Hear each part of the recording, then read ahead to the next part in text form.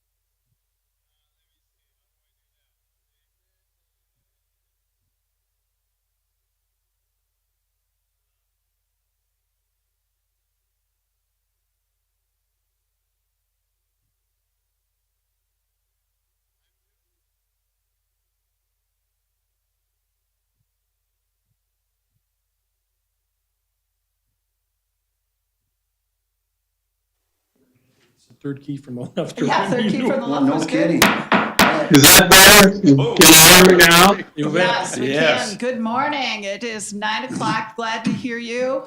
That is great. It is Tuesday, June 4th. We're calling the meeting to order. The roll call should reflect that all members are present. 4 of us in person and Lee Lensmeyer remotely with notice. So we'll go ahead and get started with our moment of silence and Pledge of Allegiance. Please join us for both of them. I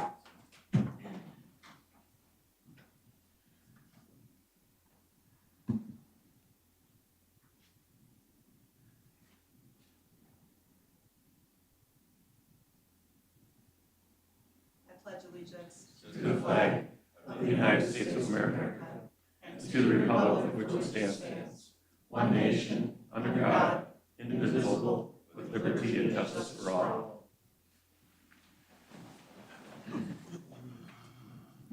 All right, thank you. And thank you for our IT and backroom folks who are making sure that this works smoothly. Commissioner Lensmeyer will double check when we do the votes. If we don't hear you say yes, we'll go ahead and ask you, or yes or no, we'll double check with you. And I'll be watching to see if you have anything you want to make sure that you're commenting on our questions. If that sounds good. Thank you. Great. Are there any changes, Dr. Williams, to the agenda? There are not, Madam Chair. All right, seeing none, I'm I'll looking move for a the agenda, motion. Madam Thank you, Chair. Commissioner Bertram. Second. Thank you, Commissioner Persky. There's been a motion and a second to approve the agenda. Seeing no discussion, all in favor signify by saying aye. Aye. Lee? Aye. Great, thank you. Aye. Pose same sign. Okay, let the record reflect all approve. A consent agenda. Members, do you have any items that you want to see pulled? Madam Chair, Yes, Commissioner Bertram. we don't need to pull it, but E11, the NSP XL Energy moving of the line, it's on private property. But just for the record, not everybody supported that. Planning Commission recommended approval, but there were some residents that had some concerns, and for whatever that's worth. But I'll move the consent agenda. Okay, great, thank you. I'm looking for a second. Second. Thank you, Commissioner Notch. Seeing no further discussion, and I certainly agree with that concern. All in favor signify by saying aye. Aye. Aye, opposed, say no. Aye. Great, thank you, Commissioner Lensmeyer. Members, we spend a lot of time prior to our meetings going through the consent agenda, asking questions, and doing our due diligence. So when you see us get through it, know that we have done our homework and appreciate the work staff does with us. Moving to Public Works, Ms. Tyke. Good morning, Commissioners. Jody Tyke, County Engineer. My first item F1, starts on page 242 of your agenda packets. You'll also notice I handed out 2 abstract summaries before the before the board meeting, excuse me. So the top one is labeled as item F1. So for my first item, I'm asking the board to award the contract for our 2024 contractor culvert replacement contract. The board did authorize advertising bids at the April 30th meeting.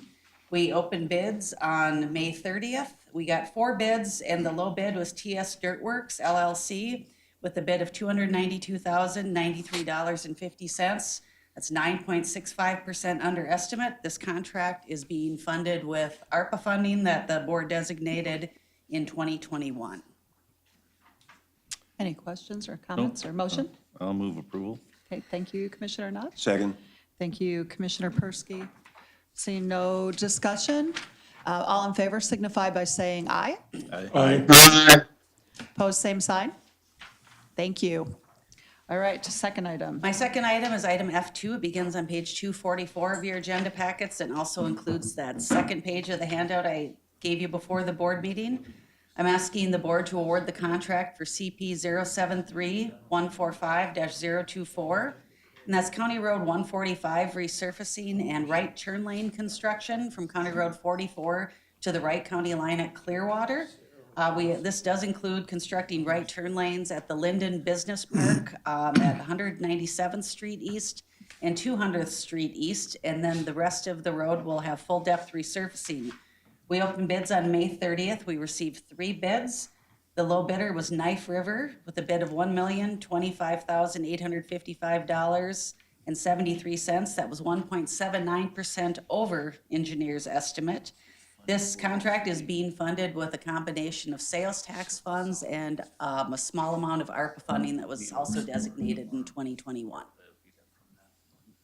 Members? I'll move approval, Madam Okay. Chair. Thank you, Commissioner Notch. Is there a second? I'll second it. Thank you, Commissioner Bertram. Any discussion? Just a point, Madam Chair, Jody, it's the first one that we've gone Commissioner over on, so, but I very was a little slightly. Very disappointed. slightly. Oh, not bad, though.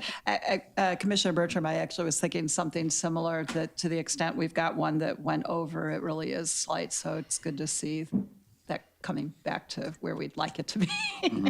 So, good. All right, see no further discussion. All in favor signify by saying aye. Aye. Opposed, say no. Aye. Thank you. Thank you, Lee. All right, it's approved. Do you have any miscellaneous I items? do Are you not. good? Thank you. Okay, thank you. Thank you. Administration. Excited about this today, so turn it over to you, Dr. Williams. We have representatives from MICA here, and I'm sure Mr. Mossman's going to start it off and introduce his team to us. Welcome. Thank you and good morning. Thank you, Administrator Williams, and board members. Thank you, Chair Clark. And let me just start, Matt Mossman, with Executive Director with the Minnesota Intercounty Association. We are grateful, as always, for your membership in the Minnesota Intercounty Association, and really appreciate the opportunities to get out here post-session and talk about the good things that happened. All the things that happened that impact counties, and in some cases, some things that didn't happen. We had a lot of construction and detours and such on the way up. It was a beautiful day and a fun drive up, and in our line of work, we consider that a successful travel to have those projects going on. And you'll hear more about that from Mr. Novak when he comes up to talk about transportation. And with me is also Nancy Selesky, who does Health and Human Services for us. So if we go to the next slide, this just a little bit of setup. This past legislative session, really the framing was on the heels of really a historic 2023 session. I have never in my line of work seen as much, both in terms of the order of magnitude of the dollar resources that the legislature was working with in terms of surplus, as well as just the magnitude of the policy and budget items, seen that much get done in a legislative session in my 20 plus years of doing this. And so the 2024 session was really, as we got closer and closer to it, the expectations were high, the agenda was felt and was almost as large as 2023 in many ways.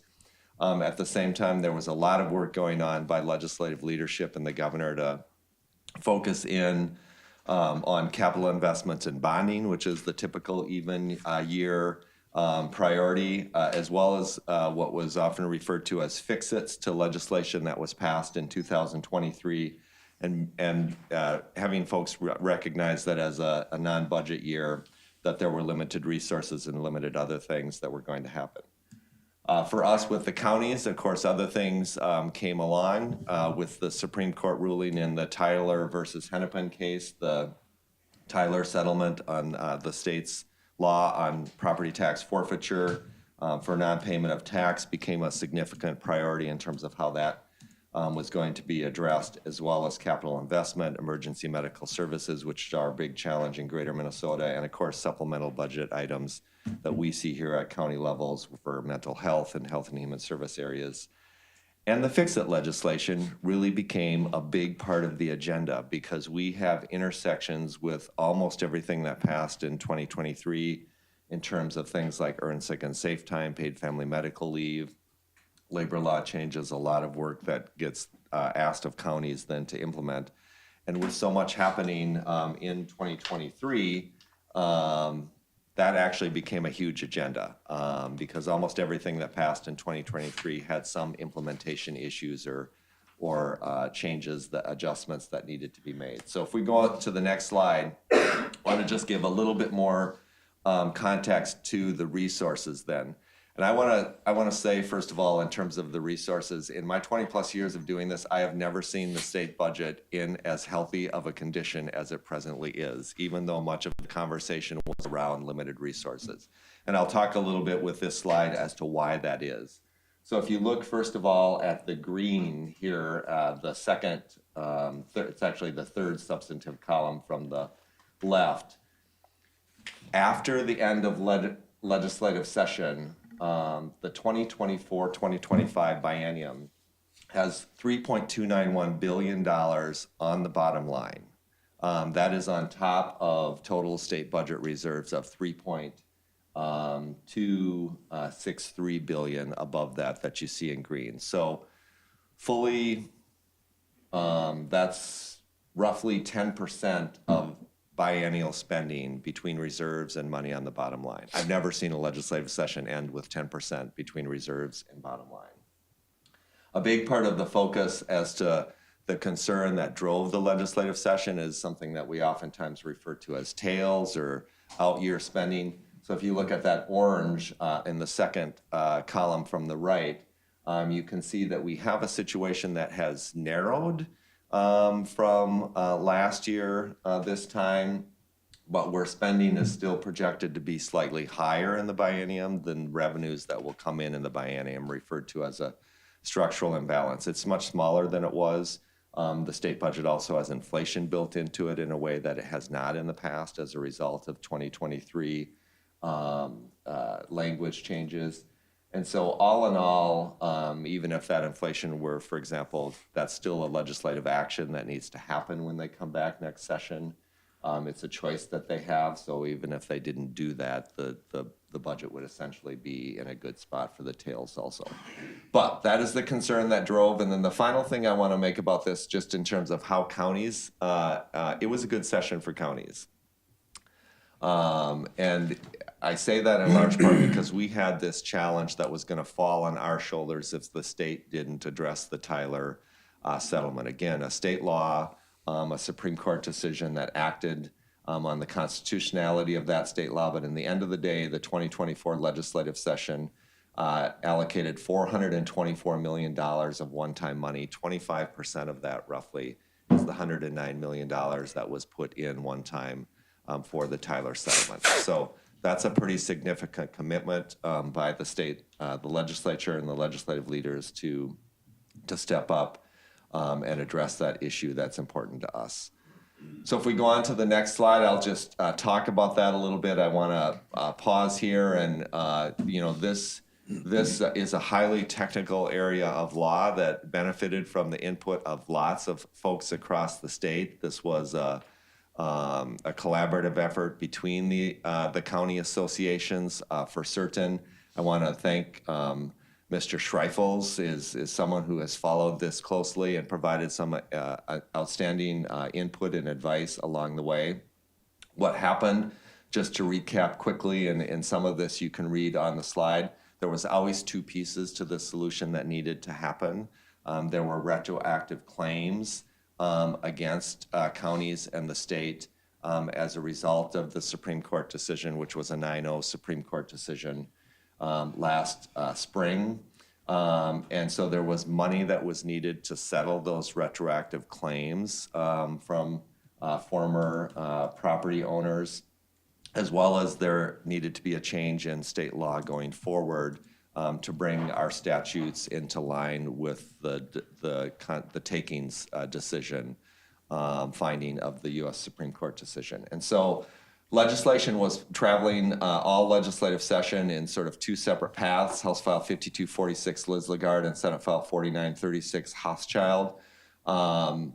And towards the end of the session, the hope or the thought was that the policy bill and the money bill were going to match up and be added in to the same bill. But in the last week of session, there were some concerns that were raised by some members of the state Senate around the policy bill, and so to keep things moving, the legislature took up the money bill, the settlement bill, separately. And as you can see, it passed 127-0 in the House and 66-0 in the Senate. And so broad bipartisan support. Participating counties must do those things on the list, make a good faith effort now to sell any inventory you have for that became forfeited during the 7-year look back period, that you must make a good faith effort to sell that inventory. And that 75% of those sale proceeds will go back to the state to help offset a bit of the $109 million going forward. That's in the first 2 years. In the 2 years subsequent to that, any sales of that inventory, 85.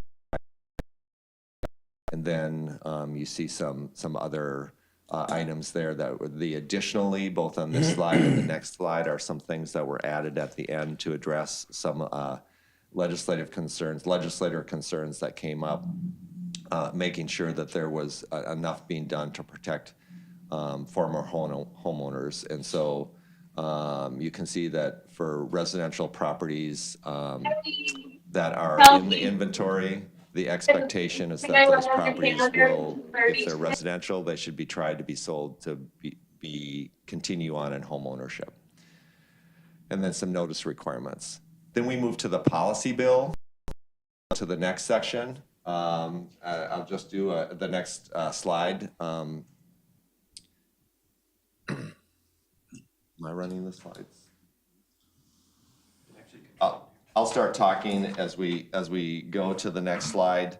House File 4822, Representative Sandra Feist, and Senate File 4895, Senator Westland in the Senate,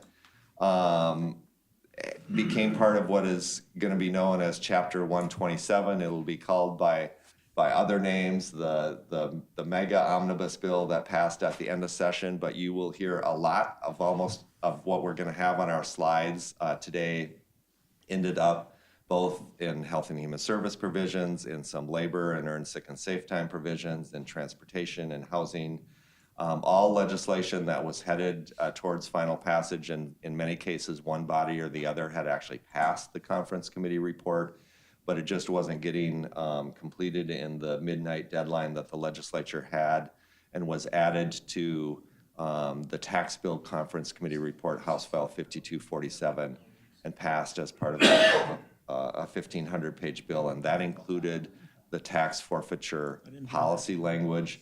Is now Article 70 of Chapter 127. Key provisions is that it changes state law to require a sale by auction within 6 months of the expiration of redemption, or the property is vacated, whichever is later. It establishes then a claims process that must be followed to distribute any surplus value. It defines minimum bid, and that definition of minimum bid is important in a couple of ways.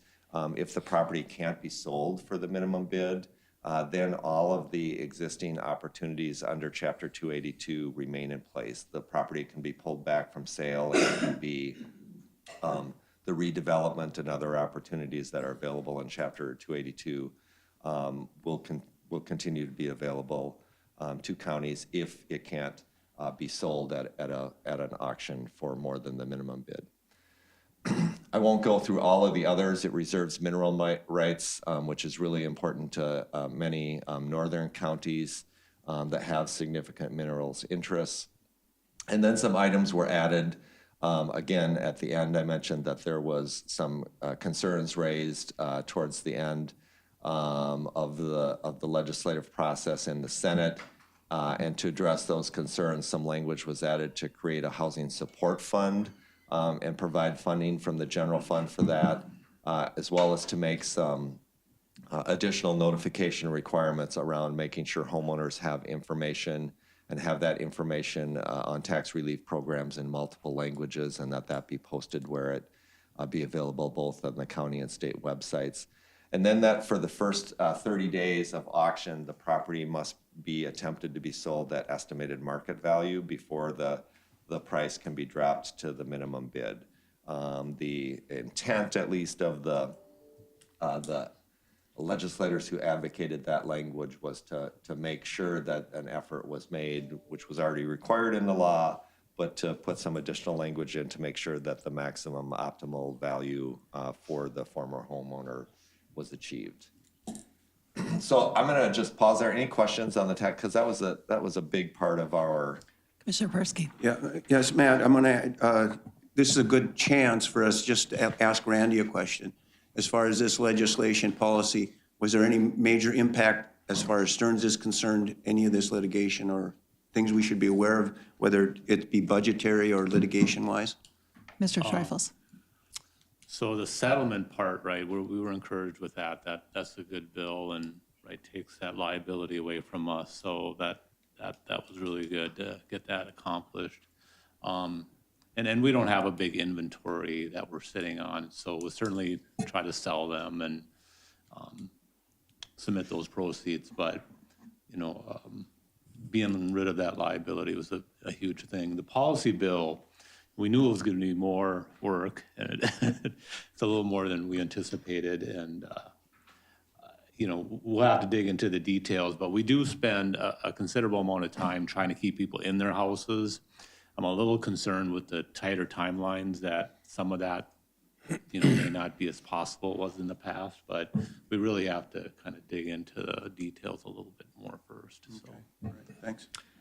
Yeah, I think that's a fantastic assessment. I think we've already started to make a little bit of a list of where there might need to be cleanups. The property tax system is a very complicated system, as you all know, and I think what happened in part is there was, from a value and outcome standpoint, concerns that came forward that may or may not be reflective, as Mr. Schreifels mentioned, of the work that's already happened, and sort of helping people to understand that background in a short time frame at the end of session became a bit challenging, and so we'll have to do a little bit more work in the interim, I think, on that. And Mr. Mossman, along those lines with the policy bill, near the end of session, there were definitely some legislators that were attempting to also solve another problem, which is trying to keep housing from going to, you know, fully going to bigger companies and trying to keep home ownership in some way feasible. And I know that for the public, Commissioner Notch and I serve on the board, so we've gotten to have those conversations, including at the end of session. They're going to need some other tools to make that happen because these are not sufficient to do that. Are you anticipating some further action next session then along those lines of trying to do something more with preserving housing?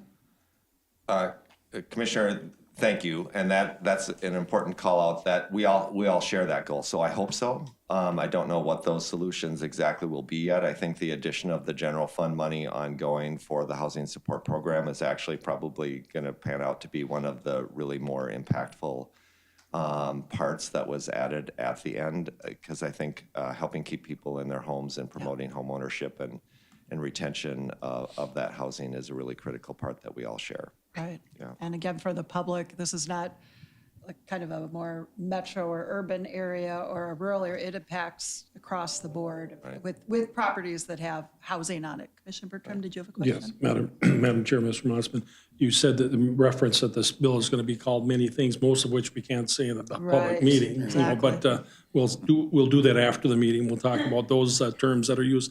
I'm curious, it doesn't affect us, but the case that brought this to where it is, I think it was Hennepin County. How's that case going to be affected by this? Mr. Mossman. A great question,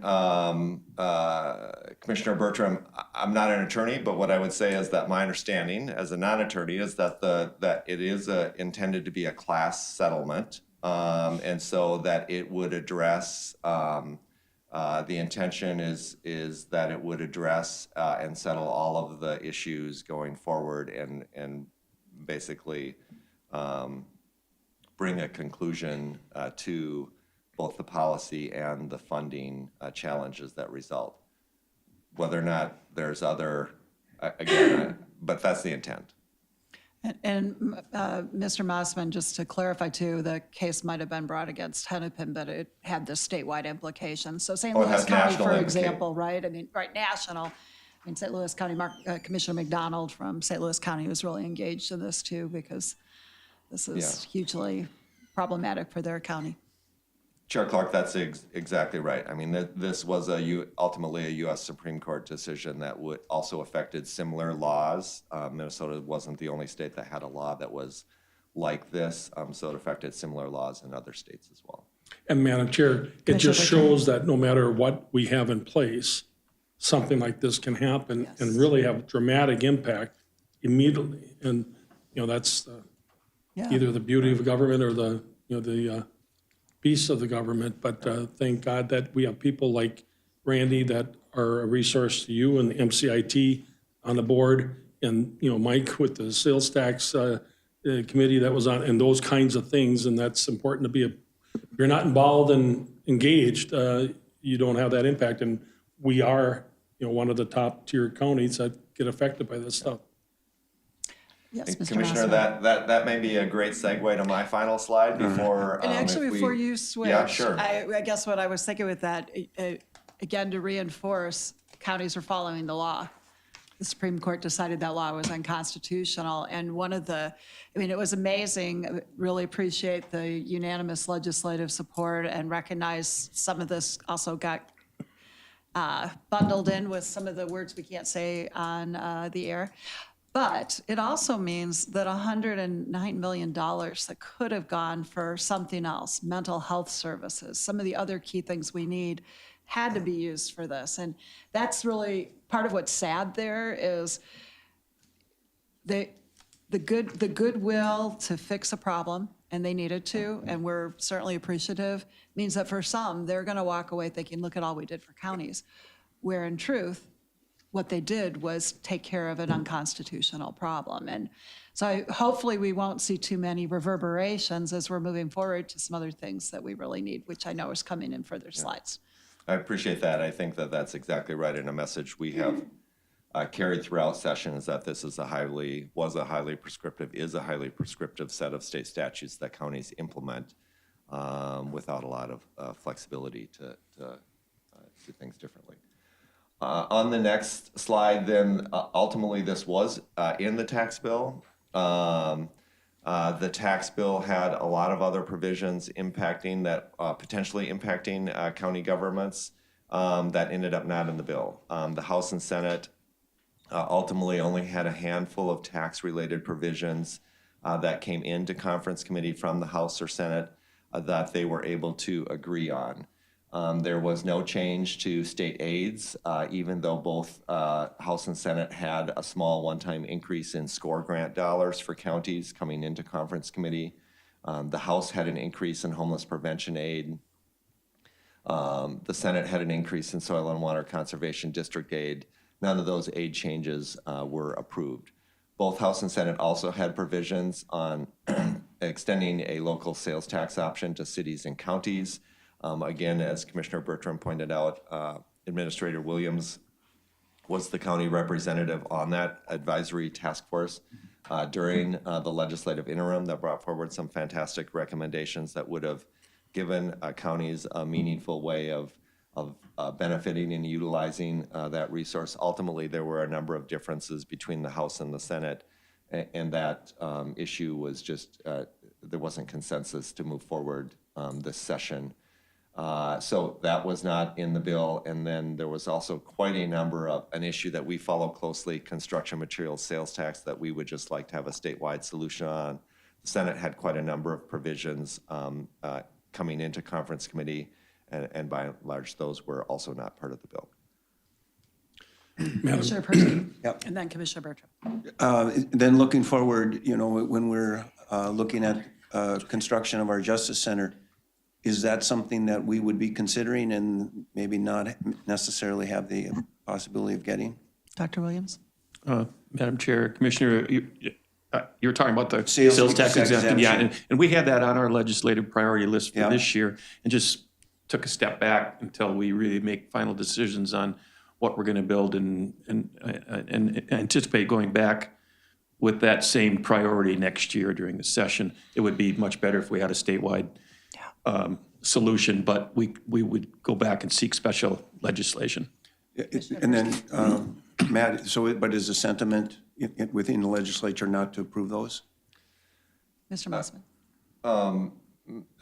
Chair Clark and Commissioner Persky, I don't think that there's any sentiment that's any opposition necessarily to the construction material sales tax, and that as a policy basis that it should not.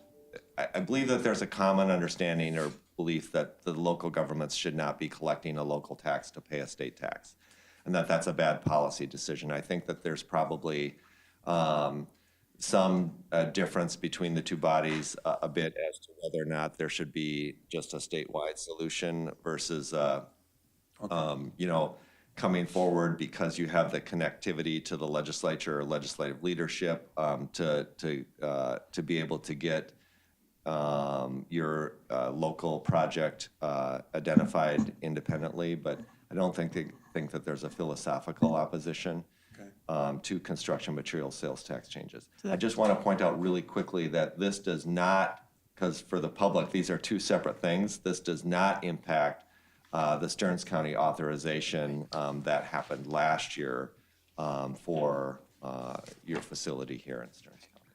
Dr. Williams, did you have a comment? Thank you. on Yeah, this? and that's what I was going to clarify was that, you know, our project is still funded just as we anticipated and as was approved last session before this one. The other thing I was just going to point out is that I've lost track now of how many states actually impose a sales tax on local governments, but there's not very many. It's just not very good public finance policy. And in reality, neither does Minnesota. It's just that when Minnesota unwound the sales tax on local governments and county governments, they put in a special language around construction materials that required the tax to be for more hoops to go, the local governments to go through in order to get that exemption, which would mean, for example, for your project, you would have to buy the materials separately. You would have to buy them instead of the contractor buying them. And keep them separately, which for all sorts of reasons is not good. a challenge. And so this refund exemption is a tool that has been used in order to get around that and really should be the tool that is available on a statewide basis.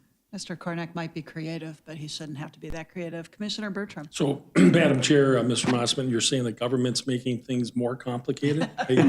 You're teasing, aren't you? The thought that I've had several times is that, and I think EMC, and I guess I haven't talked about this to the board, or certainly to some of the organizations like yours that we belong, but we should really think about doing something where if there's regionalization, that potentially there'd be additional assistance to go that route. I'm thinking of when I was on the Education Committee, we did the bonding for school districts that collaborated. Minnewaska was the first school between Glenwood and Starbuck that was built under that concept, and they got a lot of assistance And it made a lot of sense. Rather than building several buildings, they consolidated, did one central site between the two communities, and I think it's worked out great. So we should keep that in the back of our mind. Would that be something like for the Justice Center, if there'd be incentives for counties to work together? Because the Commissioner of Corrections has said several times,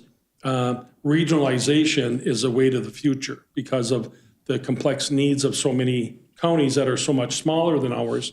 We're lucky that we did make the timeline for the sales tax, but if this exemption continues, at least that might be a door that would open up. I feel sorry for a lot of these counties when I'm at AMC functions and the county beside me has 10,000 people in the entire county. I've got 33,000 people in my district, and I'm thinking at least we have some resources that they don't have. And so that might be a way to address some of those concerns if that sales tax doesn't get restored somehow. That, and I don't know what your perception on that would be, is if it's a regional, could they be then encouraged, at least if they're not going to reinstate the sales tax option, would you consider doing it for something like that? And I don't know if that's a good idea or not. But before you both respond, I mean, one of the things that we know that's out there, and it's kind of frustrating time-wise because the legislature pushed off some decisions, is the Department of Corrections is doing a study about regionalization, and there does end up being some other challenges because some of our most sparsely populated counties also are really far apart and very large geographically. And for the public safety reasons that we've talked about with moving people back and forth, they need to figure it out. And then I suppose my other editorial comment would be, it's really frustrating that last year when there was so much one-time money, that some of it wasn't used to help, whether it was with perhaps jails or honestly the mental health centers that are needed. So Dr. Williams and Mr. Mossman? Well, I just would say that I think during the process, when the local sales tax bills were crafted, they didn't look alike because the House side didn't include jails. Right. As the process went along, then it did. And so the two versions, and correct me if I'm wrong, Mr. Mossman, but the two versions at one point were pretty darn close. And then I heard that because of this study that's going to be done about regional facilities, regional jails, the House chose to pull the jails out until the results of that study come along before they would allow jails to be paid for under this new proposed statute. So it all came together like that. But at one point, I think it looked pretty promising until that point. Mr. Mossman?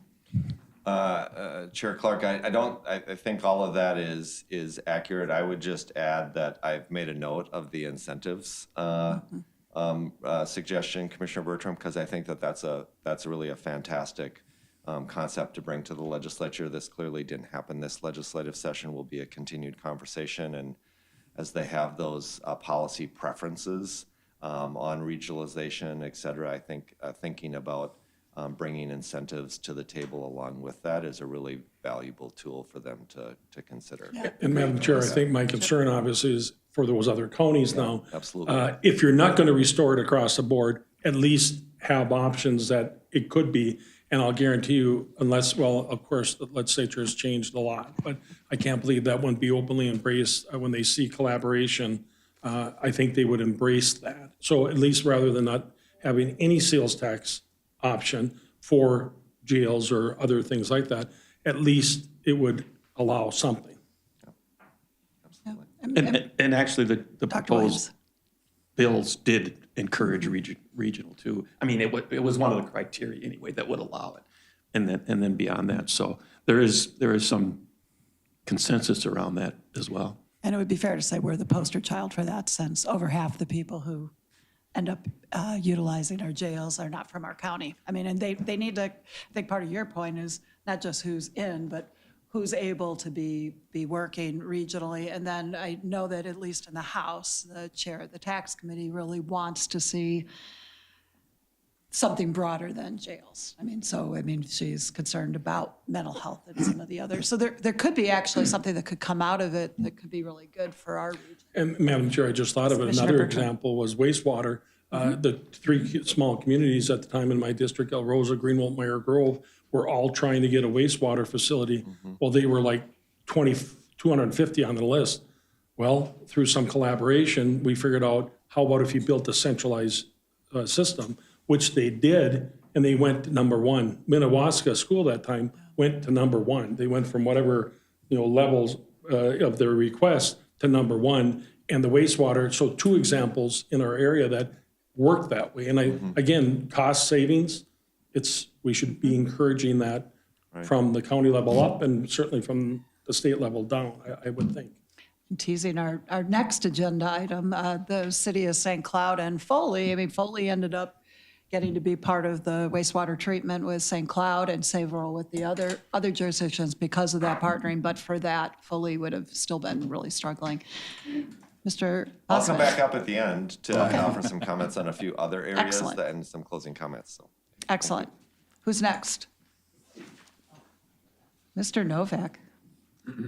Madam Chair, it's a good day when we can have Senator Novak and Nancy Zielinski in our audience and Mr. Mossman. So it's Oh, it always, yes, It's a good I day. agree. And we get them once a year. I don't know if we were just a little closer, maybe we could even get you more. let's get him committed that he comes back when he's retired.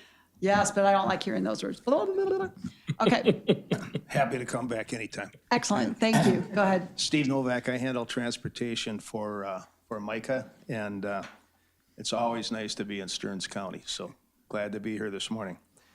Well, let me take you through what did and didn't happen quickly at the Capitol.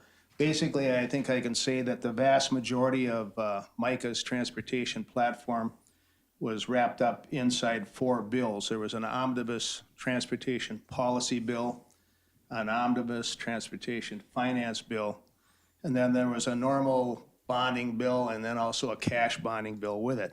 The first 2 passed, the last 2 didn't. So let me just start with the House File 3436, which has become Chapter 104, the Omnibus Transportation Policy Bill. It was a collection of policy issues in transportation, almost all of which were non-controversial. It was a very bipartisan bill, passed the Senate 67-0, a big bipartisan vote in the House. The one issue in the bill that did touch on one of our transportation platform items is we traditionally try to resist exceptions on truck weights. And we were pretty successful on that this year. There were 2 relatively small and specific exceptions. One was for sewage trucks performing emergency services, and the other one was a very highly specialty item up in East Grand Forks involving the special sugar beet hauling weight exemption, which had a lot to do with these types of monster-type trucks like you see in the Iron Range at the mines. And so those 2 did pass. They have very little impact across the entire state, but that was what it was. So let me move to House File 5242, which had a very different history this year. There are a number of things unique about it. First of all, it was the Transportation, Labor, and Housing Finance Conference Report, combining 3 major subject areas into one. As it worked its way through the committees and got to the final week of the session, it was agreed to in conference committee on Wednesday night around midnight, kicked out onto the House floor. It sat there till Saturday, and then it was opened up and sent back to conference committee. It became the vehicle for the Lyft and Uber deal that I think all of us probably followed in the news. And that was put in the report. And then later, this one was Saturday to Sunday, the final night.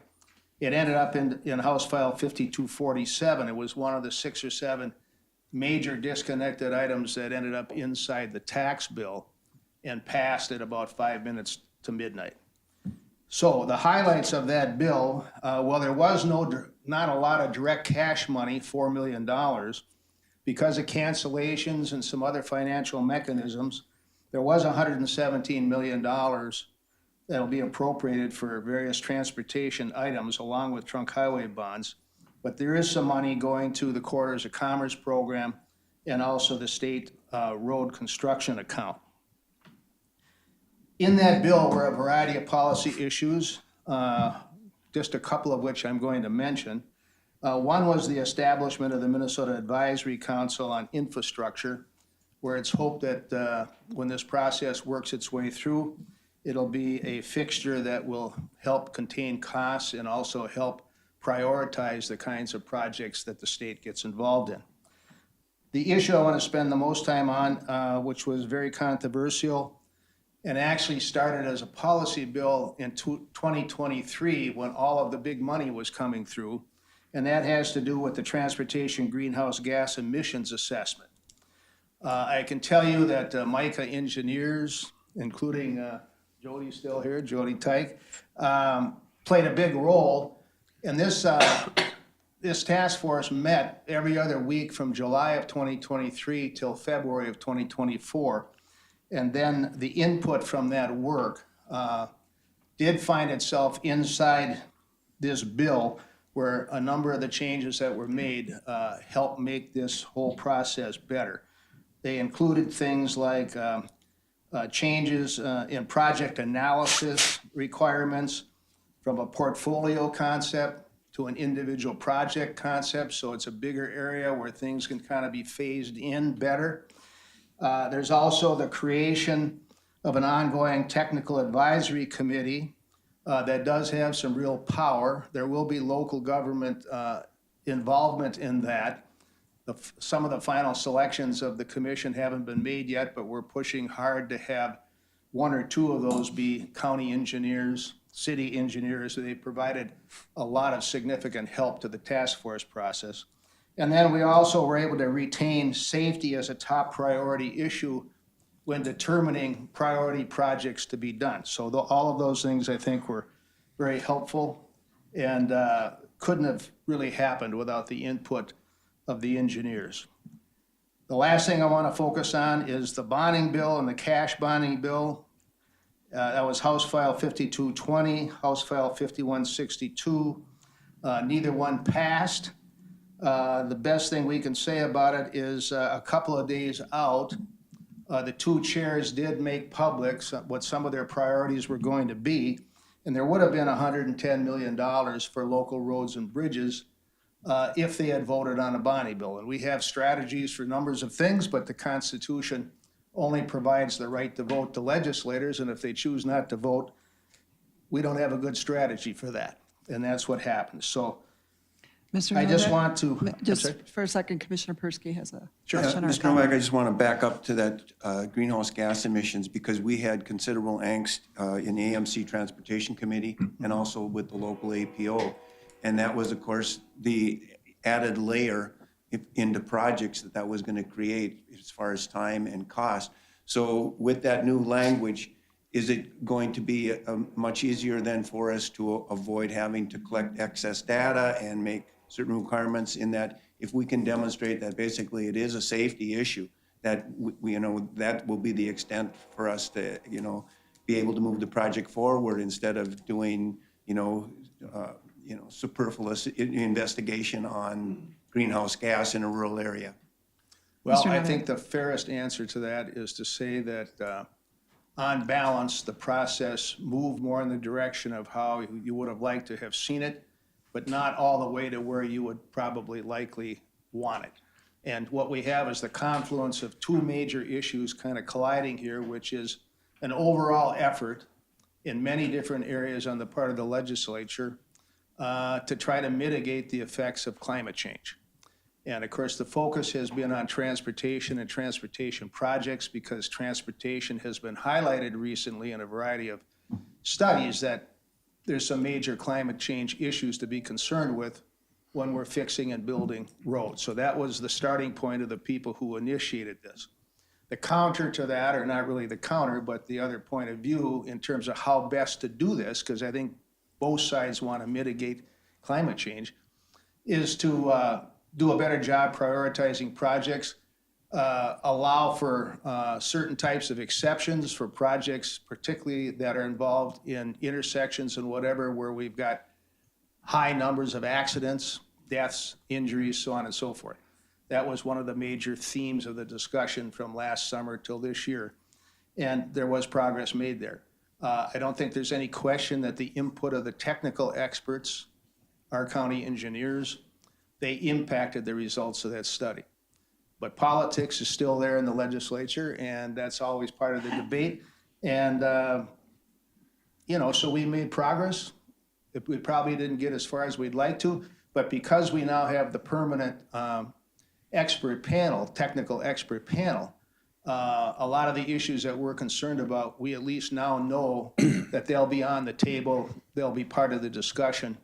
And, if the facts back it up, I think over time we'll be able to make additional progress. Okay, one additional question. Yes, and I'm mindful of time. We've gone well over your guys' part, and we've got a big section to go. All Go right, ahead. just quickly, real quick. because again, the angst is that we're adding an additional layer. So just moving, for example, like on a controlled intersection to a roundabout, we know that it does both things. It improves safety, it reduces emissions. So are we going to have to still go through each time we put in a roundabout, the deed of having to, explain that on an individual basis, or can we use boilerplate language to, say, okay, here's what we're doing? Well, I think the good news is there's some time built into the process. It doesn't take effect till next year. So all these projects that got passed last year, as an example, are exempt from it. Some version of this committee, this technical committee, will continue to go forward. They've actually been very aggressive in terms of the numbers of meetings they've had and intend to have going forward. And so I think that there is, good hope for continued progress in the area. I think everybody's got a lot to learn about the other point of view. And we've come a long way in the last year on that, and I think that progress will continue.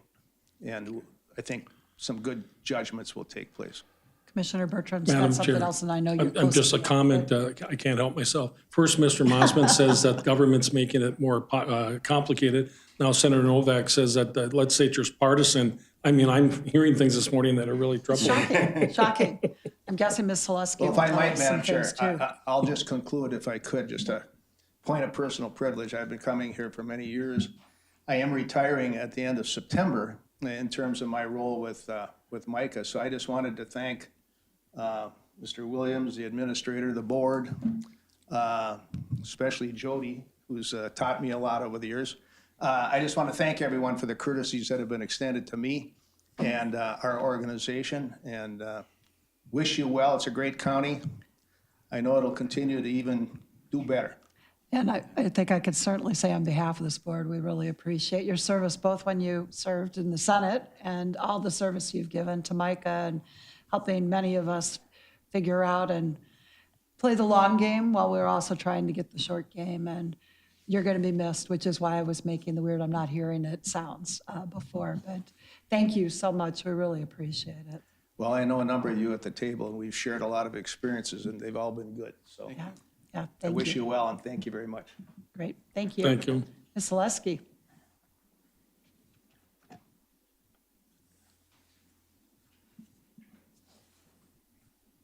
Madam Chair and Commissioners, Nancy Selesky, I do your favorite, Health and Human Services, which, I've got the novel here that I'm ready to share with you. I'll try to do the Yeah, cliff I notes. noticed you've got multiple slides. I'm not surprised. I do have multiple Go ahead. slides. No kidding. So I'm going to start with, for several years now, the legislature's been wrestling with the African American Family Preservation Act. This goes back quite a few years, and they did make progress on that this year. What they're doing is going to start a phase-in program that Hennepin and Ramsey are going to be part of. It's a 2-year phase-in, and it's effective January of 2025. Within that, however, there's a working group that will provide guidance and oversight to that group, to the phase-in group. At our request, MICA does have an appointment. We'll be appointing someone. We wanted to make sure that there was somebody there that will represent have some geographical balance as well as county size. So we'll be working with MAXA, AMC, and the other organizations to ensure that we have the right people at the table on that. The work group is supposed to have best practices by September 1st of 2026, and then this goes into effect on January 1st of 2027 statewide. So we'll be working on that over the interim. Emergency medical services, EMS funding, you've all been hearing about that. In Greater Minnesota in particular, has been a challenge. They did pass legislation this year. They're investing $30 million. $24 million is going into one-time emergency aid for certain ambulance services.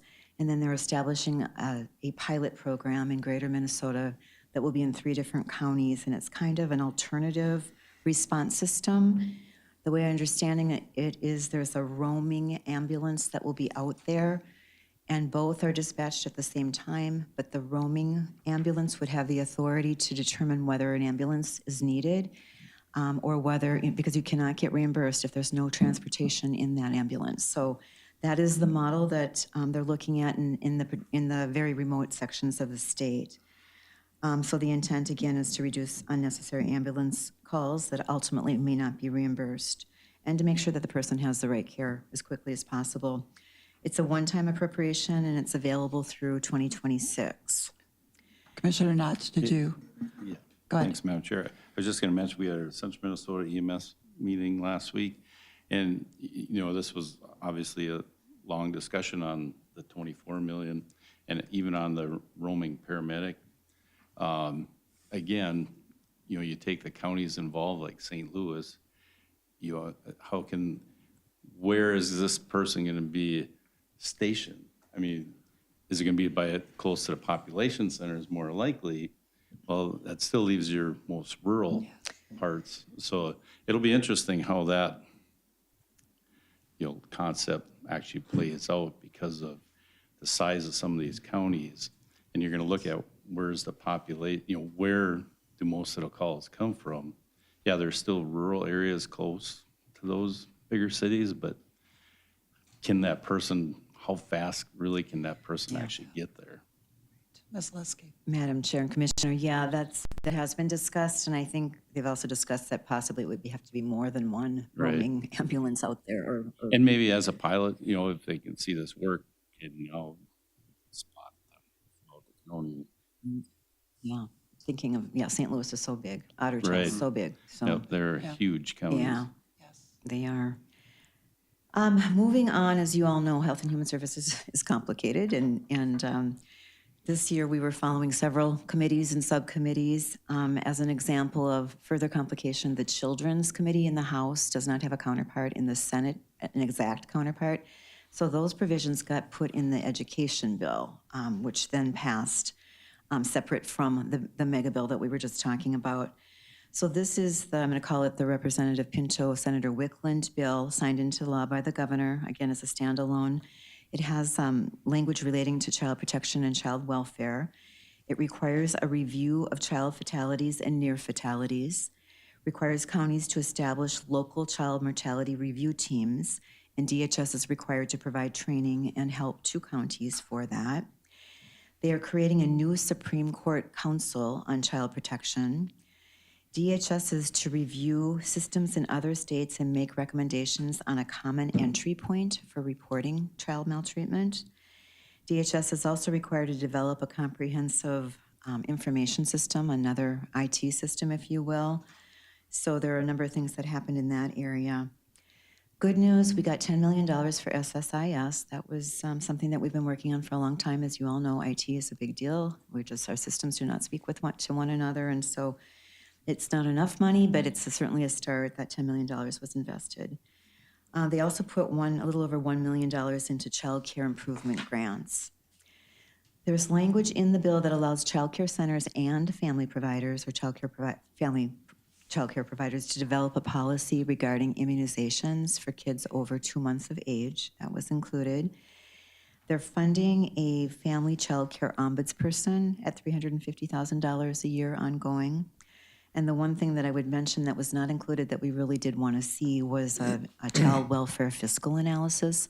We want to be able to show everyone what counties invest in terms of its own dollars, property tax dollars going into that system. So we will work on trying to get that going again next year. The next couple of bills were included in that omnibus mega tax bill at the end of session. The first one I'll start with is Human Services, Senator Hoffman, Representative Noor. There are a number of changes. Next slide, please. Thanks. Thank you. There are a number of modifications to min choices. It allows counties to continue contracting for min choices assessments.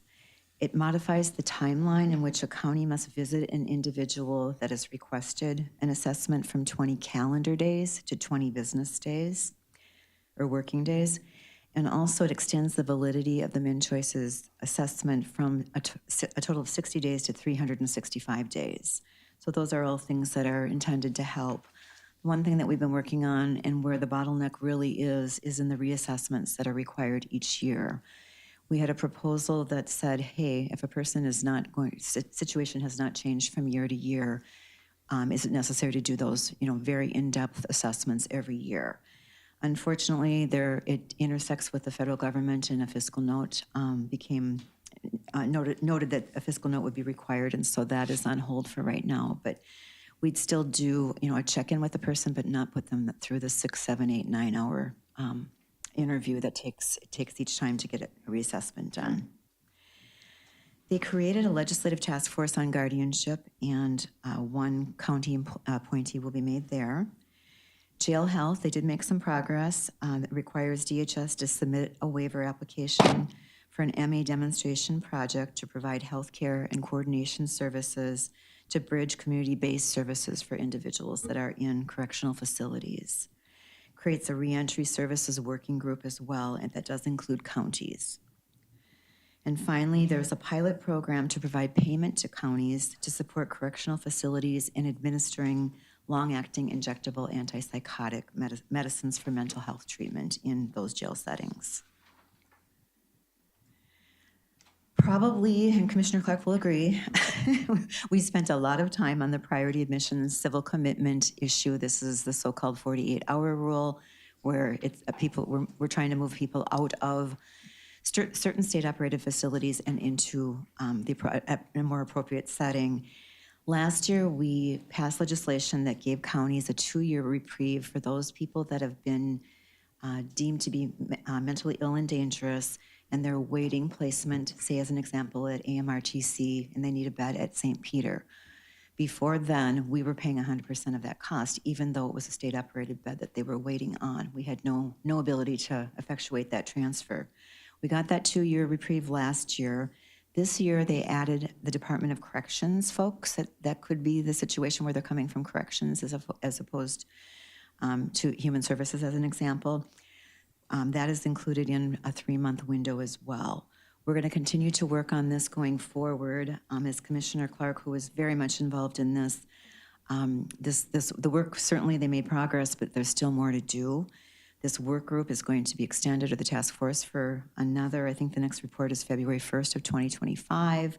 Some of the things that they did get done was kind of prioritizing the folks that are going from the jail settings into AMRTC rather than that arbitrary 48-hour time frame. They're looking at the length of time the person's been on a wait list, one's medical acuity, whether they're a danger to themselves or others, and things like that. They're also creating a mentally ill and dangerous civil commitment reform task force. I can't wait for the acronym on that one, with 3 county appointments on that as well. And they did provide a 10-patient exemption for people that are being housed at hospitals or boarded at hospitals currently. There was testimony from a doctor from HCMC that they've had somebody there for 2 years waiting for a bed at the appropriate settings. So they're going to move those 10 patients to the top. They did agree to keep Carlton Cares facility open. That was something that was considered to be closing. And then I just want to mention that it directs DCT facilities to now offer free communication services for patients and clients. We did that in the jail settings before, and now they'll have that ability as well. If I may, Yes. I mean, one of the real challenges here was that while there was one-time money, they didn't, once again, have tail money. And for counties, a really big priority is expanding direct care and treatment beds, services, and they barely moved the dial on that. So we're going to need to keep working on that, because the truth is, without that, we're still going to have those long timelines, and it's not good. So I want to say that out loud, because it's going to be a continuing, huge, expensive problem for us unless they do something about it. And for the human beings involved, that means they're languishing in our jails or emergency departments or elsewhere. So thank you for your continued work. I know we'll keep working on it, but that's probably one of the more frustrating things from this year. Yeah, thank you for adding that. I would just add that I think the fiscal note to completely fix the system is in the hundreds of millions of dollars. Oh, isn't it? absolutely. Yeah, Even I the mean, little fiscal note they did was still really expensive and not even, but they haven't put any new state resources in since at least 2013. So it's time to do that. We can't do magical math. Our 5-year-old granddaughter's working on magical math, but we need actual money behind the magical math. There you go. Couple of things I would just add, again, this is Hoffman Noor bill. They did extend or eliminated the sunset for the opiate response fund, the ORAC fund. That is not going to be sunset. And then this is something that affects public health. The state is booking savings of about $7 million by reducing cannabis education grants, and that does affect the local health departments. We need to dig into that more. I know that Senator Abler did bring it up when it was heard, and not sure where that came from and why. I think it's unspent money that, I mean, it's not, okay. No, actually, excuse me, this is DHS stealing money from counties and from the Department of Health. Department of Health didn't get any say in it. Nobody asked. It was new money that was coming to help all of us actually deal with issues. So it's another good example of, we're gonna have to go back to try to get the money back that was supposed to be there, and then they're gonna count it as new public health money, which it won't be. But it's frustrating. It was part of that 11-hour and 57-minute mark, and very frustrating. Yeah. That's it. We'll get there. Okay. Let's see. I'm sorry. I'm going to look at another couple things. I just want to mention that they eliminated parental fees for parents whose children receive MA in a disability or residential setting. They started that process last year, and they added to it this year. They also changed the nursing home loan program for just financially distressed nursing homes by allowing it to be used in other long-term care services and supports. And let's see, DHS is also to consult with counties to improve the case management information system. So that was the human services piece. The last bill is the health, and this is Senator Wicklund, Representative Liebling. Again, this was put in the omnibus bill at the very, very end. A couple things I would mention is that the Commissioner of Human Services is to report on alternative health care delivery models and a county-administered rural medical assistance model. We're calling that CARMA. And she needs to report that by January of next year. Needs to work with, DHS is to collaborate with counties, county-based purchasing plans in its development. They did set the telecommunications fee at 12 cents per month per line for the 988 suicide prevention and crisis system. And this was something that we have been working on for a long time, and that is we've made progress on the development of a covered benefit under MA to provide residential mental health crisis stabilization services for children. That is something that we've been working on. This requires, again, the commissioner to talk with us, counties, providers, advocates, and tribes, and come back next year with recommendations on October 1st of 2025. I want to mention that prior authorization was a big deal in terms of health insurance. They did make some changes where they're exempting prior auth for certain outpatient mental health and substance use treatment services. It excludes medicines because that turned out to be a high fiscal note, but it does for the services and other things where you wouldn't have to go through that prior auth process as frequently. Let's see, they are requiring counties to notify a tribe, an Indian child's tribe, no later than 24 hours after receiving information of a missing child. Those were kind of the big ones in here that I got. There's one other thing. They're adding rural mental health services providers to be eligible for recipients of mental health services grants. And with that, I want to call out your staff. You are wonderful. In addition to working so closely with Commissioner Clark, work very closely with Melissa Huberty and Julie Ellis, and your whole team is just phenomenal. I just don't want to leave without saying that you're so fortunate to have them, and they're just such great advocates throughout the state. And with that, I'd be happy to answer questions. Any quick questions? I know Mr. Mossman's got a couple more things to talk to us about, and I know that we know how to find you. So appreciate your work. It's amazing to watch you in action. And as you said, we've got incredible staff across the board, and that's part of what makes Micah also work, getting that real-time analysis and figuring out how to go into action. So thank you. Sorry that I wish some of these had gotten a little further resolved, honestly, from your advocacy standpoint, and then for the families that we're talking about. Thank you, and thank you for your support of all of us. It's a nice team of human services lobbyists. We work closely together. Yeah, Thanks. yeah, that's great. Thank you. Mr. Mossman. Thank you, Chair Clark. Final slide, and in the interest of time, I'll be brief, but we do follow a number of other issues that frankly where some really big things happened this legislative session that will impact counties. We work with Goff Public, just started this session to give us a bit more bandwidth and environment related issues. The legislature, the environment omnibus bill included adoption of a Packaging Waste Reduction Act, which is a form of extended producer responsibility that will require over the next several years for anyone selling, branding, packaging into Minnesota or in Minnesota to become part of a producer responsibility group and make contributions. The fees will be set working with MPCA and the Producer Responsibility Organization. And then those resources will be available to help fund and provide better opportunities or more opportunities for waste reduction, for that packaging to be more recyclable, and to pay for the services to direct that to reuse and recycling, which will include helping to alleviate some of the costs that counties currently take on for that work. So that's a really significant piece of legislation that happened in the environment area.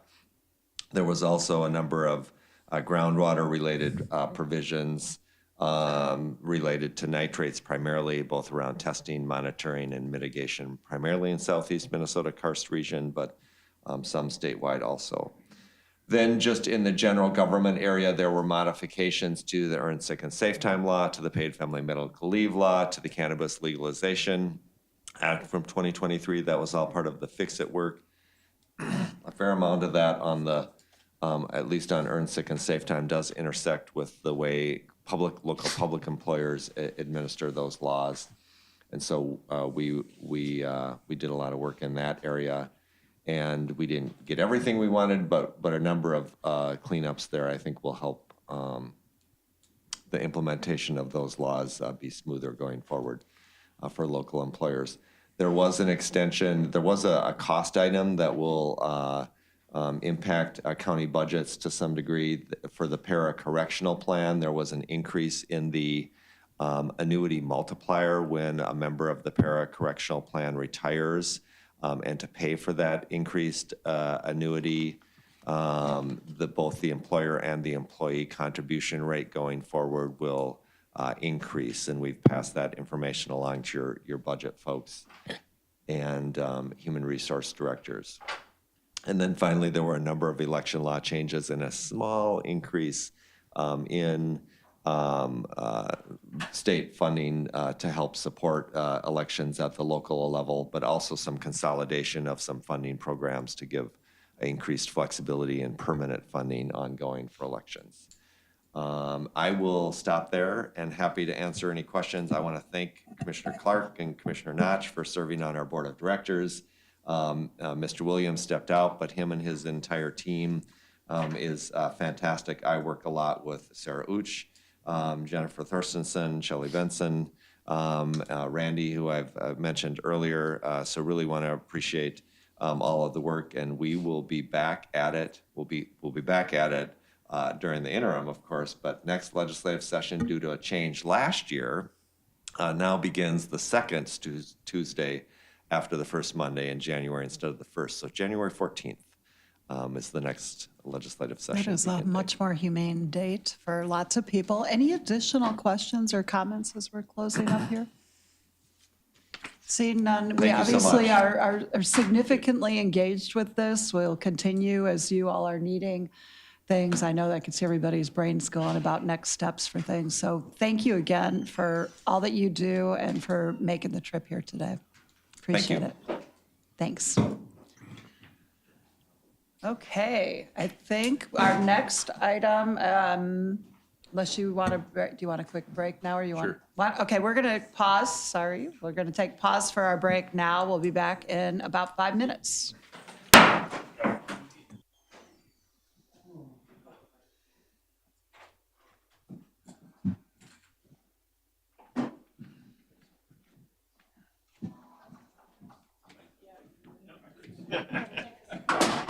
All right.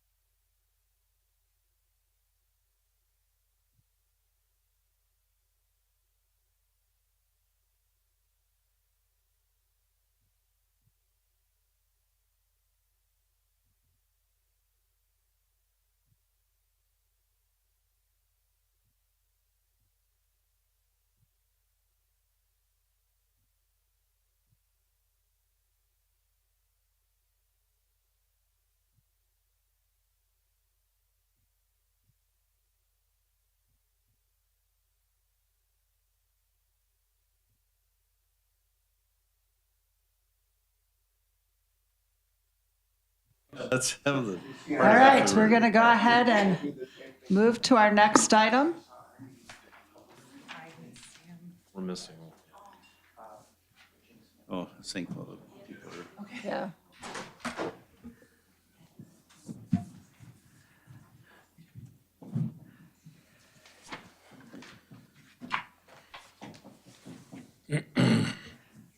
I know we've got one more person coming. Can you go ahead and start, or we can get out Please of come. Oh, here he is. Sorry. Yeah, No, okay, good. Thank you, Commissioner Lensmeyer. you got a quorum. Oh, Let it rip. no, we're good. We're waiting for one of our presenters. Mostly because Oh. we did take a short break, as opposed to short as opposed to long. All right, we're ready to start. Go All right. ahead. Good morning, Madam Chair, Commissioners. Mark Louderell with Environmental Services. With me this morning is Tim Oswald, our solid waste specialist. And also with us this morning is Mr. Dan Leggett, the Assistant Public Works Director, and Ms. Shana Zek, the Water Quality Manager for Public Works for the City of St. Cloud. We are here this morning due to a funding request that the city has proposed or asked of the county to help them in their ask to the Pollution Control Agency regarding a grant for statewide organics management. The city is planning to apply for a $1.5 million grant, and that grant requires, I believe it's a 20% match for those funds, of which they are seeking assistance from the county to reach that match. As I said, the city staff are here. I'd like to turn it over to them and let them explain the grant, their intent, what they need the funds for, and how this can benefit the people of Stearns County. So, Thank you. Thank you, Mr. Please Louderell. introduce yourselves for the record. Yeah, Dan Leggett, Assistant Public Works Director, City of St. Cloud. Shana Zek, I'm the Water Quality Manager for the City of St. Cloud. Thank you, Mr. Louderell. Madam Chair, board members, the City of St. Cloud, going back to 2019, just kind of starting with the infancy stage of where this conversation has led to. We worked obviously with the Tri-County Solid Waste Commission at that time. There was an opportunity for an MPCA grant to do some organics processing initiative. At that time, we worked closely with Mr. Oswald to secure MPCA dollars. Actually, it was through a grant to do, it was actually a depackager project that we did at that time. So again, this conversation kicked off in 2019, going through 2020, 2021, 2022. We actually implemented that pilot program out at the Nutrient Recovery and Energy Facility, which is the wastewater treatment plant for the City of St. Cloud. It was a successful pilot. We worked closely with the MPCA on that project. I believe we processed close to 60 tons of material, just to kind of see how that would work out, see how that material that we processed worked with our digesters out at the Nutrient Recovery Facility, just to make sure that would be more of a long-term fit. So we worked closely at that time. Again, it was a depackager, so not to confuse it with residential household organics. This was, again, stuff that would have been from like a Cisco or, Cashwise, a major food distributor, came fully packaged. And this piece of equipment depackaged the material, and then obviously we processed the wasted food from that pilot. Again, it was a successful pilot, and actually, so backing up a little bit just prior to that, again, working closely with Tri-County, they did a visit to Muscatine, Iowa, to see actually that piece of equipment in play. It's actually made by Scott Equipment. So now fast forwarding, now we're in 2024, and we want to continue that venture, continue that initiative of looking for ways to process wasted food. With that being said, as Mr. Louderell referred to, the MPCA has a grant of $1.5 million available that we want to tap into to, again, keep this initiative rolling. So what we're looking at as part of this grant is the major portion of it is the design phase of actually implementing this depackager. So it'd be like a 30,000 square foot facility, I believe, and it'd be all the equipment to facilitate, again, depackaging food. There is a small portion of it. It's around $200,000, and that's going to be for residential food waste drop-off locations for residents. We plan on implementing at least 5 drop-off locations within the next year. And so that'll be turnkey ready to go, as where the depackager, again, it's going to be a phased approach how we implement that. So we are seeking Stearns County's support, and again, seeking $200,000 to help with the match for that MPCA grant to make this a feasible option. Again, we've had Tri-County's been a big supporter of this. Last week, they did approve $20,000 in-kind contributions to fund this project. So this will kind of be a key in helping us get to the end point with, securing that $1.5 million in the application. So with that, I will. And can you tell us who else will be contributing to the match and how much? Or Yeah. what you're seeking, just so we're aware. Thank you. Yeah, so Tri-County Solid Waste, they'll be, again, contributing $20,000. The city of St. Cloud, we have $100,000 in in-kind contributions. And then again, we're seeking $200,000, and I believe that wraps it up. Correct, Shannon? Correct. Tri-County Solid Waste Commission will also be giving some in-kind hours as Right. well. And I think we all serve on the Tri-County Solid Waste Commission Yeah. Board, so we're aware of that. So anyways, yep, so we're, again, looking to secure this so we can add that to the application and keep this project rolling, this initiative rolling. And again, too, as far as how it will serve our community, obviously, the city of St. Cloud makes up 85% of our service area for municipal solid waste, so a major contributor already to our program. In addition to that, our nutrient recovery facility, again, if you're looking at the broader picture, Stearns County, big picture, we do work with beverage food companies that bring their high-strength waste to our waste-to-energy facility. And anyways, this will be kind of expanding on that conversation. Currently, we have a vendor in Melrose, we have a vendor in Cold Spring, and we have one in St. Cloud, and they make up the majority of our high-strength waste. So again, as far as the initiative, this is not just a City of St. Cloud initiative. This is a Stearns County initiative. Like I said, similar to the partnerships that we already have within Stearns County. That is helpful information, I think, for us. Mr. Lateral, did you have any other information you want to let us know? And then we'll open up. Yeah, I think Dan has done a very good job of explaining it to him. I know they're open for questions, so. Okay. Any questions, Commissioner Persky? Yeah, I've got a Commissioner number of Mott? questions. First of all, I want to say I'm very excited about the project. I Yeah. think, it's got some great possibilities for especially disposal of waste and then alternative use of energy. And I'd asked the question last week at the Tri-County meeting as far as the scope of the project. We're looking at a 30,000 square foot building. And so how widespread is going to be the collection? Is it going to be beyond Stearns County? Are we going to be doing statewide? As far as, how much will we actually be able to process? And how much do we have here in Stearns County? Would we be contributing? And the basic size and scope of the project? Yeah, no, that's a good question. And we can roll it into phases. There was a feasibility study done, and the feasibility study started off small scale with 30 tons per day. It's 30 tons per day. You can advance that to 60 tons per day and then up to 120 tons per day. It's a phased approach. So we'd very much handle the project in a phased approach fashion. Again, we wouldn't just dive into it full bore because obviously we have capacities at the wastewater facility for what we can integrate in, and that fluctuates based on the time of year and what our other contracts are. Because like I said, we do have partners already in Stearns County that are bringing high-strength waste there. So if they're not meeting some of their quotas, then we can add more to our digesters for processing. And then in addition to that, we're actually looking at bringing on a third digester, and I can refer this to Shannon. That'll increase our capacity as well. So again, we're going to start off smaller scale and then have the ability for the program to grow. But again, too, so I think initially when this kicks off, I would assume we'd start with the 30 tons versus the 120 tons per day.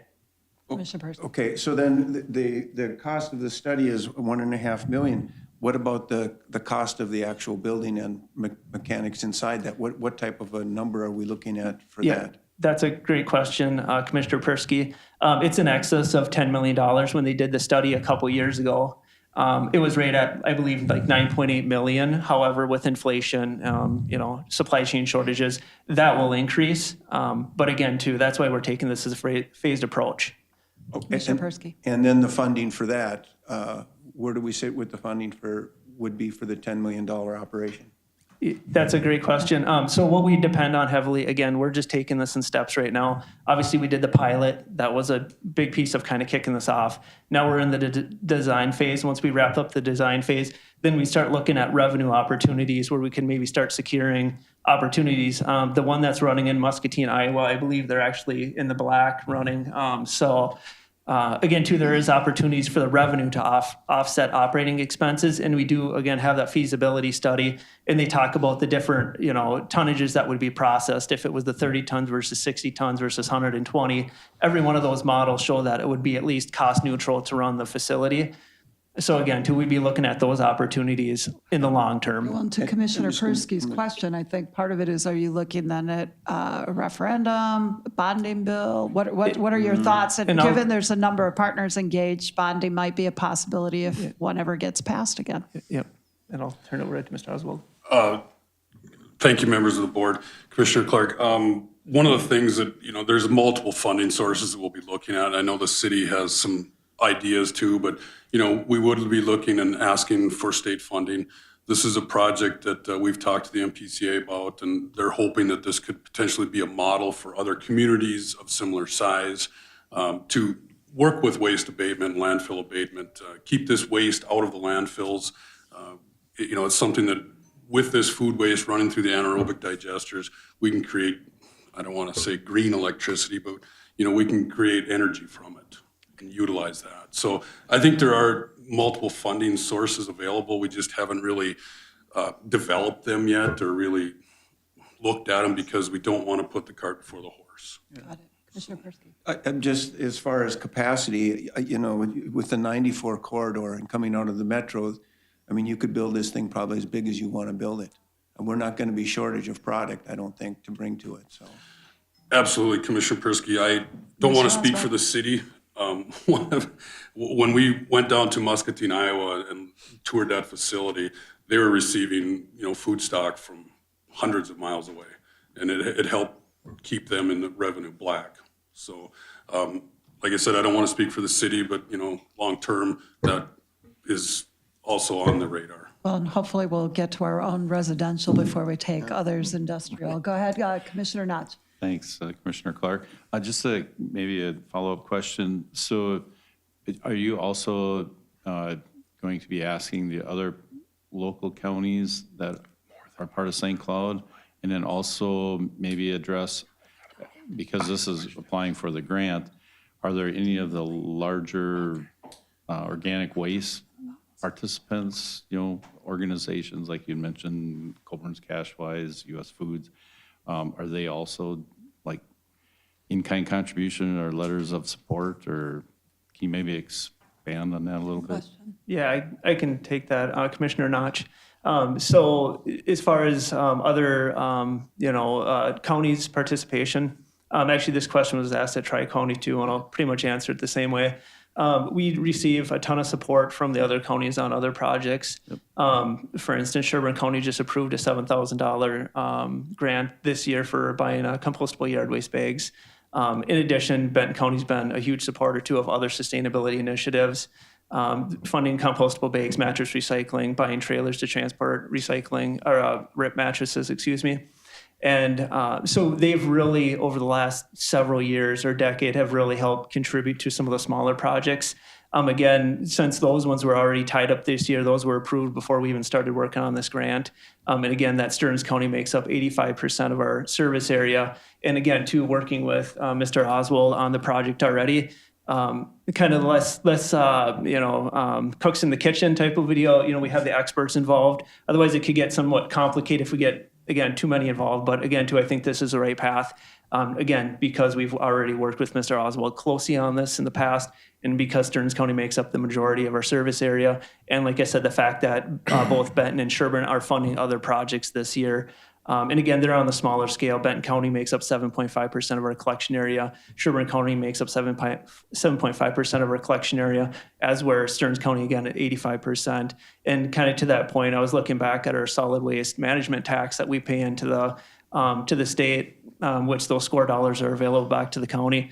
The city of St. Cloud, just on a residential collection program, has paid $278,000 in the 9.75% solid waste tax. So again, too, that also helps, again, tie this together, that we're just, again, kind of seeking some of those dollars back to help support this program. And then as far as other partners that are involved too, and maybe I'll let Mr. Oswald speak to this, but when they did the trial program out at wastewater with that depackager, we did have those partners involved. I don't know if you want to touch on that, Tim. Sure. We did work with Coburn's locally. We worked with Costco, things like some of the other major players. They were all very supportive of what we're doing, look forward to the future and developing a long-term solution for food waste. Coburn's currently owns some property next door to the facility, and that's where we're hypothetically staging the facility. We don't have anything concrete from Coburn's, in writing yet. They have expressed verbally that they're very interested in this project moving forward and want to partner with us.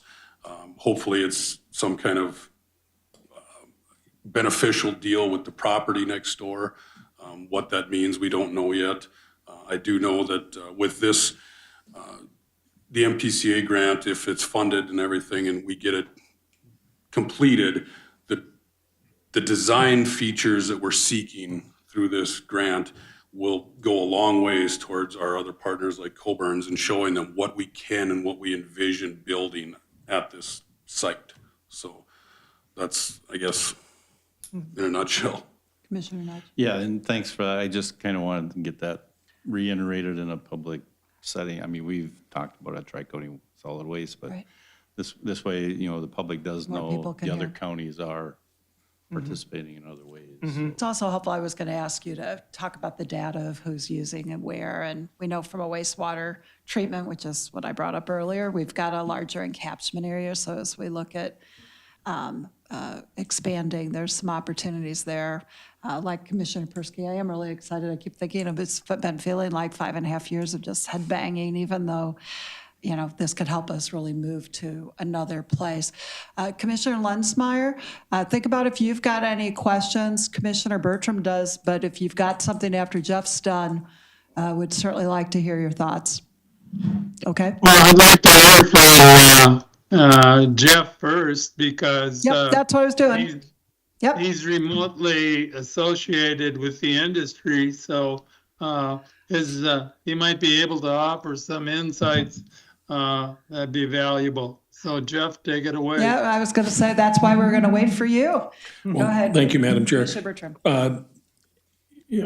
I'm first of all, this all came up relatively fast. I wish we could have talked about this a little bit longer. I'm not necessarily opposed to it, but there's a lot of questions, and I'm going to try to limit what I ask, today or right here. But I'm kind of wondering if you're asking us to dance or if you're asking us to get married, because there's kind of a difference. I mean, it's kind of casual, and then it gets more specific. So there's some concerns.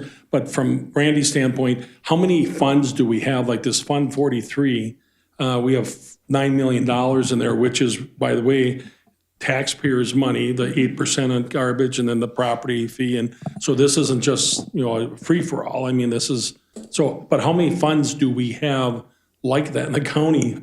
And that's maybe a separate question. I didn't realize there was a Fund 43 per se. Yeah, that's where the special assessment and some other charges go Right. into for solid waste and things, and Mark can kind of, if need be, talk about what goes in there. But And maybe not right now, but I'd be curious Certainly how many some- funds there are. Something that significant, that's the biggest that there is, right? Besides And the that's pretty normal significant funds. dollars that have been waiting for something. But, And that fund balance is thought to be used to build some facilities for ourselves at some point, right? So. Madam Chair, Commissioner Yes, Bertram, Mr. as Mr. Schreifels indicated, yes, there is some hope to spend some of those dollars on some capital improvements, but also part of those funds, I think there's wisdom in the county retaining as we need to ensure that we have funds set aside in case of a landfill leak. Those are the dollars that keep us in the black if we have to pay out on any of those type of situations too. So. Right. And I think the goal, Madam Chair, hopefully is, before we build buildings, let's staff them. And Mark and I talked about, the Saturday hours, and he's trying to hire people. And, all that kind of stuff. So, that's a whole nother issue. But PCE's contribution, several references are in there. What's their contribution, PCE? I don't know who can answer that. It'd be $1.5 million, and the project is Well, the actually grant. 1.8. The grant would be. Well, and technically, that's not the PCE, that's state money that, Correct. but is PCE doing anything directly? It'll be facilitated through the city of St. Cloud. Okay. And then the electricity benefit to the city, have you quantified what that value is? So if you're producing electricity to the city, you're not paying for that. So what's that value? Do you know what that is? That's a great question, Commissioner. So we do have the ability to quantify it, but it is very variable depending on the waste stream that we are processing. So it's something that we can calculate, we just haven't done it yet. And do we know, what our general numbers, do you know or you don't know? I do not. Okay, can you find out if you don't mind? Again, I can. this is more of a long-term, this is a second dance, third dance kind of Sure, a thing. and Commissioner Bertram, maybe one of the things that might be worth having the city come in at some point, one of their goals is to get to 0% outside, and they're looking at producing for all their buildings. And perhaps there might even be some other opportunities, energy from that. So there might be some other good updates at some point. And then you do charge for the waste coming in, I assume, from Coburn's and these Cashwise and these places? That's correct. It is outlined in our feasibility study, and I believe they had it at $100 a ton. Oh, I thought it was, Okay. excuse me, I thought it was closer to 40, or Okay. in the 40s. Okay. And I know there was an average too across other ones in the state. It's volume-based. Yeah, correct. And maybe, if you don't mind, Madam Chair, get that for us too. I mean, what do you and good for you, but I mean, let's kind of, if we're going to do this, let's lay it all on the table that we know Yeah, we have what's it in going the on. feasibility And then study. 1,700 staff hours, if you're paying somebody $50 an hour, that's $85,000. I mean, that's a lot of time. What is that in-kind labor? Yeah, well, even just this far, we already have, just in applying for the grant between the multiple departments that are involved. I mean, this is a tremendous feat and a tremendous amount of hours put into it just with the grant application. I mean, between the four of us key players at the city, we probably have 300 hours already into where we're at right now. We got a tremendous amount of time into doing this grant. I mean, there's a lot of research that has to be done. So the long and short of it, to reach 1,700 hours is going to be pretty short work. In addition to that, again, this also, the grant, obviously $1.5 million, but the project is closer to $1.8 million. It also includes the residential food waste drop-off locations. And again, too, that's taking into account staff getting out there to set out the carts and pick up the carts and monitor, collect data, set up out at the nutrient recovery facility, that piece of grinding equipment that'll be grinding that material for the residential food waste program. Again, that's a component of it. So that includes all those hours, Commissioner Bertram. Thank you, Madam Chair. Two last questions. One, in the letter from Administrator Stalling, it says in the first sentence, to pilot residential source approach organics. Clearly, it's beyond residential. I mean, it is commercial too. So correct. The turnkey program, that's going to be $200,000 that's allocated out of this grant, and that's going to be for the small scale drop off locations. And then in addition to that, the design phase, that's where it's going to have the majority of the funds for the design of the commercial piece of it. So there's two components to this grant. One, like I said, is going to be turnkey by 2025. Next year, we're going to have the residential drop-off locations functioning, and we are going to be bringing that material to the nutrient recovery facility where we're going to be processing residential waste from those drop-off locations. And then, like I said, in addition to that, that's the major portion of it would be the design phase on the depackager facility. That, again, that's our long-term goal, is to get that functioning. And one last point, Madam Chair, is the programs that are in existence, Hutchinson, curbside organics collection, they have Creekside. And so the residents, 4,500 residents plus, are very used to doing organics weekly, which is collected, delivered to Creekside. Creekside makes the topsoil, and that works great. A similar effort was kind of tried in Pope Douglas, didn't go over so well, because if you have people that you're forcing to participate, they don't want to participate. So having the drop sites and everything is what I think you're going to have to do originally, and then maybe it might evolve to something or whatever. But my biggest concern is this, again, to plan for this, I hope we can get St. Augusta, Rockville, local communities tied into this before we go to Hennepin County or Ramsey or someplace. We want to focus, if we're going to make the investment, to the local people. And then what are we going to do with potential people like biogas, which I've asked Tim to tap into, that does the manure digestion, that would be similar, that would be out in the rural area that you would not have an impact on. So what we do here, we certainly, I hope, can help encourage those efforts in the rural part of the county as well. So I guess that's, but let's get a lot more information moving forward if we can, Madam Chair.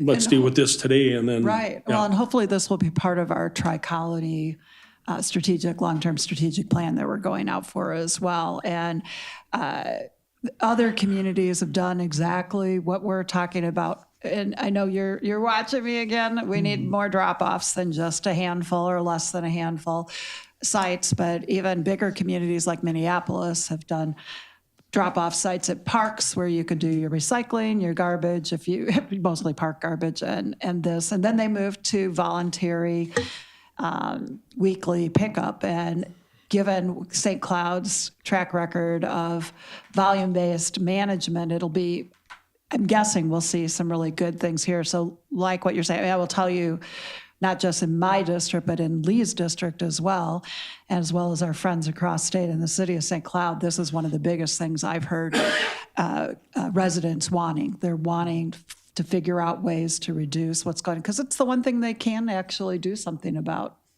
Commissioner Persky. Yeah, I've got just a number of questions.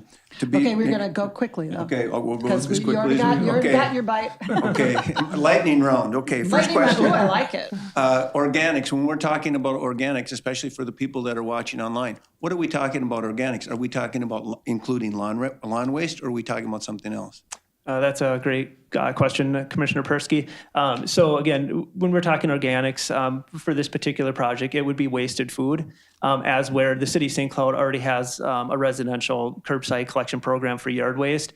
So those would be two separate programs. Right now, again, Commissioner Bertram mentioned Creekside Soils. The city of St. Cloud actually has an ongoing working relationship with Creekside Soils for our residential yard waste program. Yeah. So again, that would be processed different. Otherwise, that would increase our volumes at the nutrient recovery facility. So yeah, it's wasted food. Absolutely, but I guess it's going to be, I think, problematic or challenging to get those organics from people unless you have a system that's, going to. I've seen it work. Yeah. Again, Minneapolis, you have one thing that you put your recycling, you got one thing you put your garbage in, you got one thing you put your organics, and then you deal with the yard waste separately. I mean, it actually works just fine. Okay, and then that Fund 43.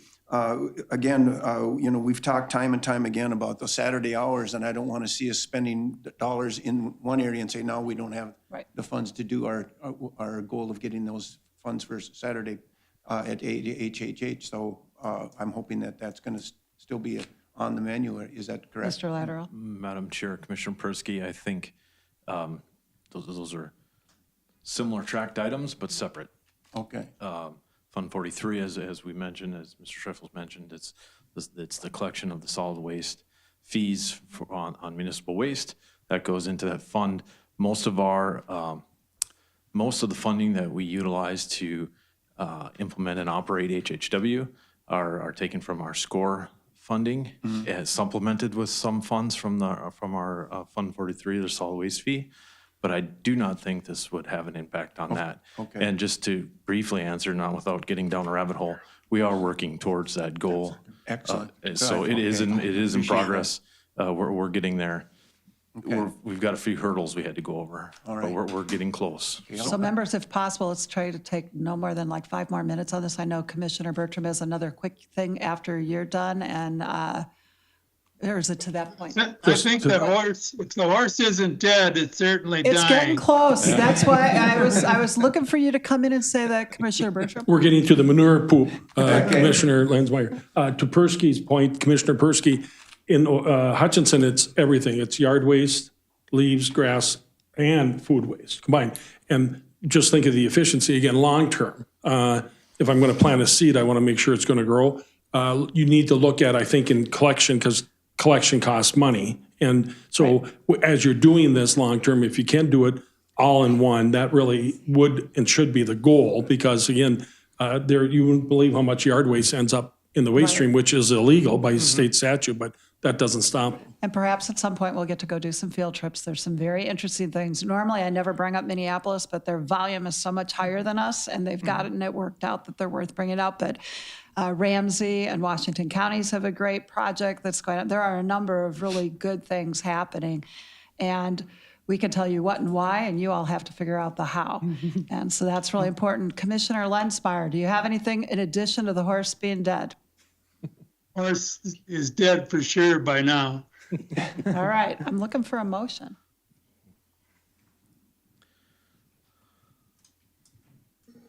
I can move this. This is, Okay, you good. know, I was going to say I could too, so why don't you move it and I'll second it. There we go. There's been a Right. motion and a second and rigorous conversation, lots of questions. I hope you're hearing us say we want to be engaged, we want to work forward together. Seeing tentatively no further discussion at this point, all in favor of the motion signify by saying aye. Aye. Opposed, same sign. All right. We're dancing, I think, at a bare minimum, and it reinforcing what Commissioner Bertram said. I know you've heard this from several of us. Let's figure out how to do this well and thoroughly here before we start letting our friends south of us that can figure out how to get there organics somewhere else to bring them up here. Yeah, we Thank you. appreciate it, Madam Thank you Chair, so much. members of the commission. Very Thank much you. appreciate it. All right. Okay, members, we have one more item, parks, an important item we've been waiting for. Very excited today to be getting to hear both from our Parks Director, Ben Anderson, as well as Chair of the Parks Commission, Margaret Arnold. I'll turn it over to you. Good morning, Madam Chair, Commissioners. Ben Anderson, Parks Director, and then, as Commissioner Clark introduced, we have Margaret Arnold, the Chair of the Stearns County Parks Commission, and also served on the steering committee for this very important project. We only have about 90 pages to get through. I'm kidding. But we'll try and keep it to about 20 minutes. I have a presentation portion of this. Excuse me really quick, because it's really bad when I start off by saying it that way, is we'll try to let you get through as much of this as we can before we pepper you with questions, just because we know we've been a bit chatty this morning, but we will have questions, so go for it. Yeah, no, and if there's questions that come up as we're moving Commissioner through. Persky obviously has spent considerable time on this too, and we all appreciate your having us be involved along the process of creating this plan. You've done an excellent job with that. And with that, Madam Chair, I should have few questions. At the end.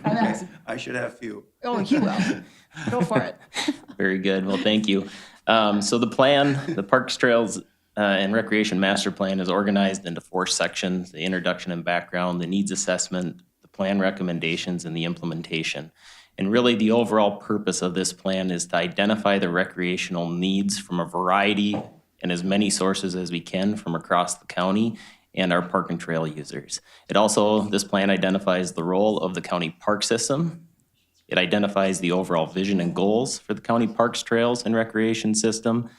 The plan recommends standards based on the above needs, and it recommends general implementation and phasing and responsibility. But ultimately, it serves as this guiding document for the Parks Commission, for the county, for our residents over the next 10 to 20 years. The last time this plan was completed was in 1989. That's 35 years ago. And so I was 3 years old at the time. Talk about a generation. I was going to ask if he was born. I was going to say a generational document.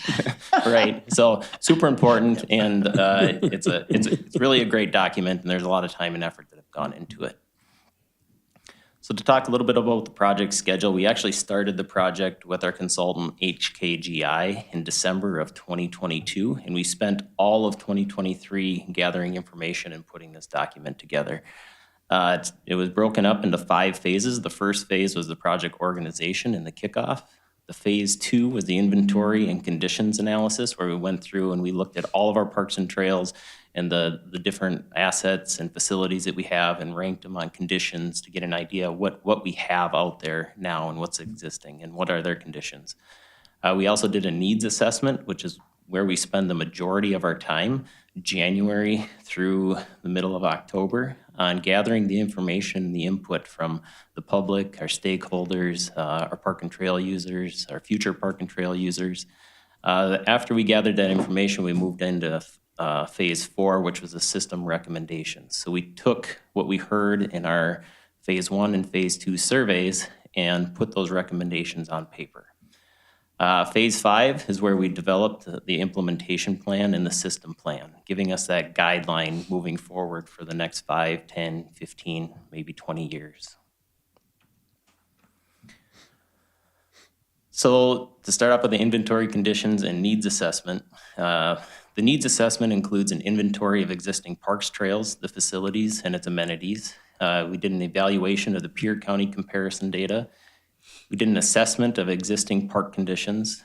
We did an analysis of the park access and the overall county demographics. We gathered lots of input from residents, the public, and all of our stakeholders. As part of this overall assessment, we did look at over 18 local, regional, statewide park and trail planning documents. We also looked at local, regional, statewide, and national trends in recreation, and again, the demographics portion of the county. And one of the highlights that came out of that is we are looking at a projected 17% increase in the county population by 2050. So our current park and trail amenities, our current park system includes 19 parks and 3 recreational trails, and that 19 does include the new park just south of Cold Spring, even though we're in the very infancy of the development of the management plan. This is just a graph that shows the overall, all of our parks and trails, their addresses, their locations, and then all of the different amenities that we currently offer throughout our park system. And a map just to give that visual on where all of our parks and trails are currently located. As part of the 2040 comprehensive plan, there was a classification system that was identified to put all of our parks and trails and identify some bigger categories on where they fit. As part of this master plan, these were condensed a little bit more into the 4 classifications that you see here. And this really is just a home for these parks to live, to give us a better idea on where we're at with these classifications. We also looked at the parking conditions assessment. So this is what I was talking about when myself and the consultant went out to every single park and trail and looked at every water pump, every picnic shelter, everything that we have within our system. Then there was a few of the observations that were made include that we can do better in our ADA accessibility throughout our parks and trail system. We have a few amenities that are missing or that need improvements across the system. We have a few restrooms that need updates and improvements, and signage and wayfinding is needed at several locations. So overall, when we looked at things, we're in pretty good shape, but we certainly have a ways to go in terms of some of the things that were previously mentioned. Also, as part of this, we looked at the facility distribution and gap analysis. So the purpose of putting these maps together is to show where there are places in the county where residents live more than a 15-minute drive to popular facilities, which may indicate gaps in recreational services. So we took a lot of our most popular, or what we were hearing and people want to see within our park system, and we tried to put and map that out. So we'll go through a series of maps that we looked at. First one being regional parks. So these are the parks that have gone and risen to the regional designation through the Greater Minnesota Regional Parks and Trails Commission and are thus eligible for Parks and Trails Legacy Fund. As you can see, they are all very heavily located on the eastern part of the county. We have none located basically past the central going west. We also looked at vehicle camping and camper cabins, and I do want to note that this includes private and state campgrounds, because if you included only our county parks, Lake Coronas would be the only one where we have vehicle camping currently within our park system. But we wanted to map out the other opportunities that there are across the county. So you see in the center portion of the county, moving west, there are gaps in there where we potentially could do better. State water trails, we're actually doing very well with the Sauk River and the Mississippi River being designated as state water trails. We have several sites and canoe campsites along the Sauk River as well as the Mississippi, and the overall county is pretty well covered. We looked at public swimming areas. So in the summer, our most popular use within our parks and that brings the most visitors is our parks that have the swimming areas. If you look at the map, this does include other public swimming areas as well, so like the beach in Avon and the one down by Richmond. But there again is a gap in that center to western part of the county and then again down in that southeastern part. So there are potential areas where we may want to do better. Hiking trails. If you look at the map and how they're spread out, we're doing pretty good, but again, western and that southeastern portion of the county, and that's going to be a theme as we move through these couple more that we're going to hear. Is the western and the southeastern are areas where we may want to focus our efforts moving forward and in future park acquisitions. County and state trails, so these are our recreational trails. So the Wobegon, Dairyland, Ricori, Glacial Lakes. The county is very well covered when it comes to recreational trails at this time. Cross-country ski trails, again, it's more heavily located on the eastern part of the county. We did include the couple other areas in Albany and Sauk Center where we know where they groom for ski trails as well. But again, that western, southwestern, and southeastern side, we potentially could do better. So overall, this gap analysis was to look at our most heavily used that we know people come to our parks to use. They're very active, and figure out where in the county maybe we're lacking those resources. And I think the overall theme that we saw throughout these maps is on that western side and that very southeastern Kimball area are the two areas that stick out. So after we looked at the facility and distribution gap analysis, we moved into how are we doing and compared to some of our peer counties. So a few of the counties that we looked at were Olmsted County, Wright County, Washington County, Sherburne County. There was 18 or 19 different ones that we were looked at. And the overall theme that we learned is that Stearns County is doing very well when it comes to regional and corridor trails, or Lake Wobegon, Dairyland trails. We have a lot more than most of our peer counties.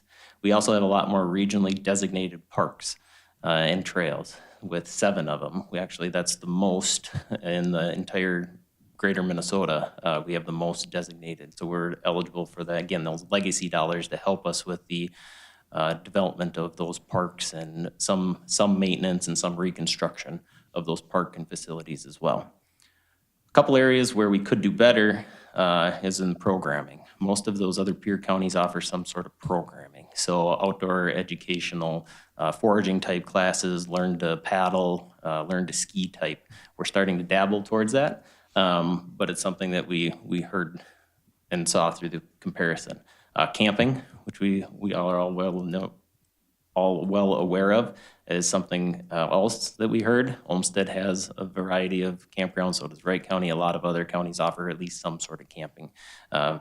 We offer camping for nonprofit youth groups at several of our parks, but we don't currently offer anything up for trailer type camping, so it's something we could potentially look into.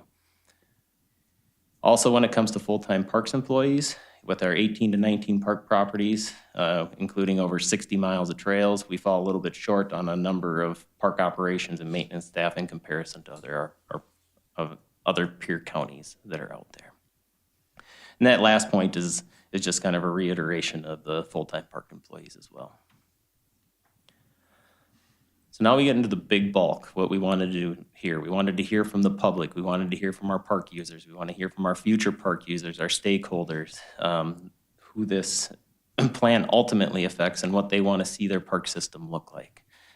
And it was separated out into 2 phases. So phase 1 was really the time that we took from January to August of 2023 to spread the word, solicit general input on issues and opportunities within our park system.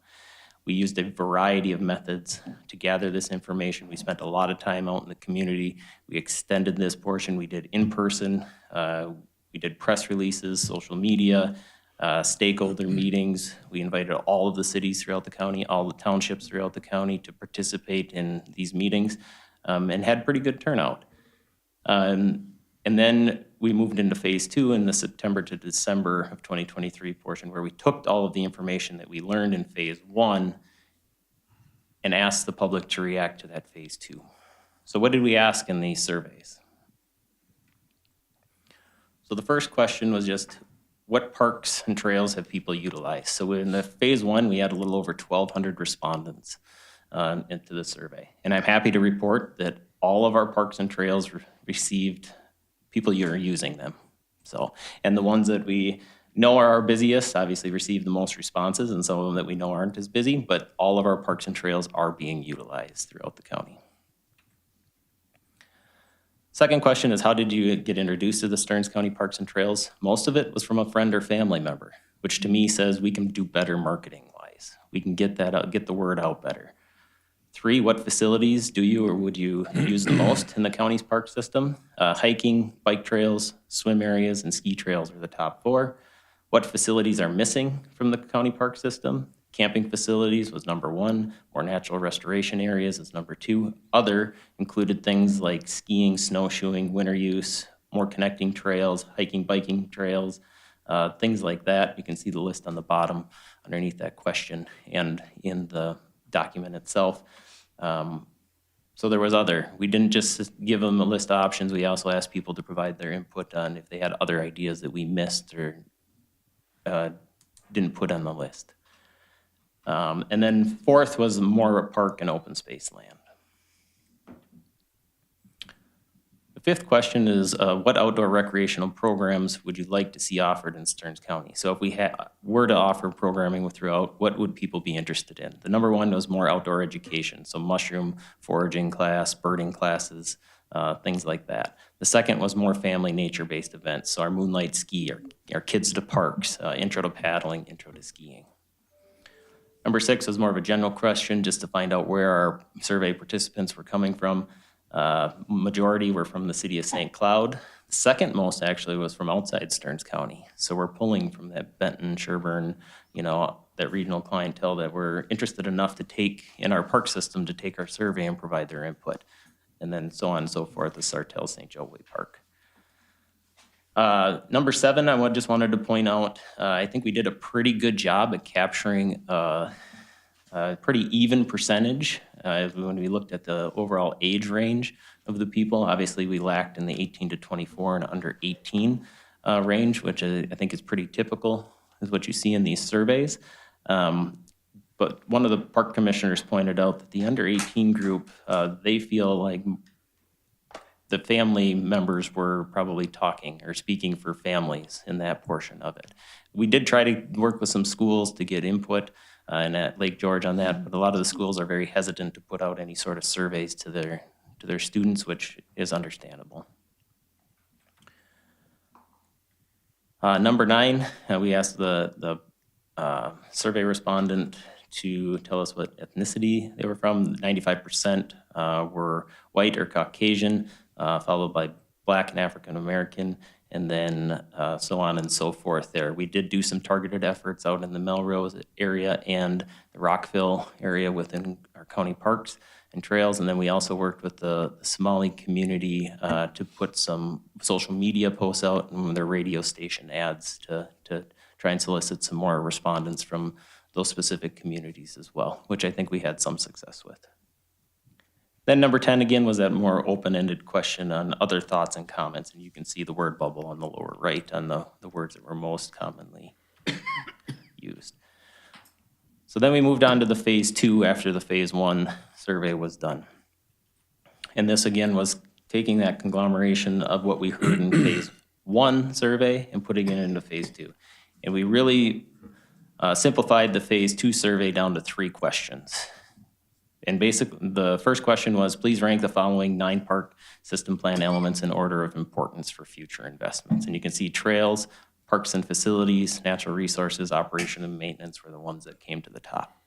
When you look at number 2, please rank the following investment strategies for near term. So the first one is kind of more of a long-term vision. Where do people want us? The second one is a near term.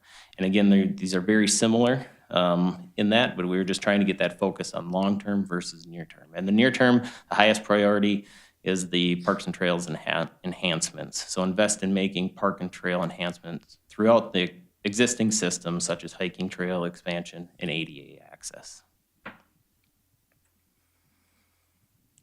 3, again, was that open-ended question, is there anything missing from the recommendations?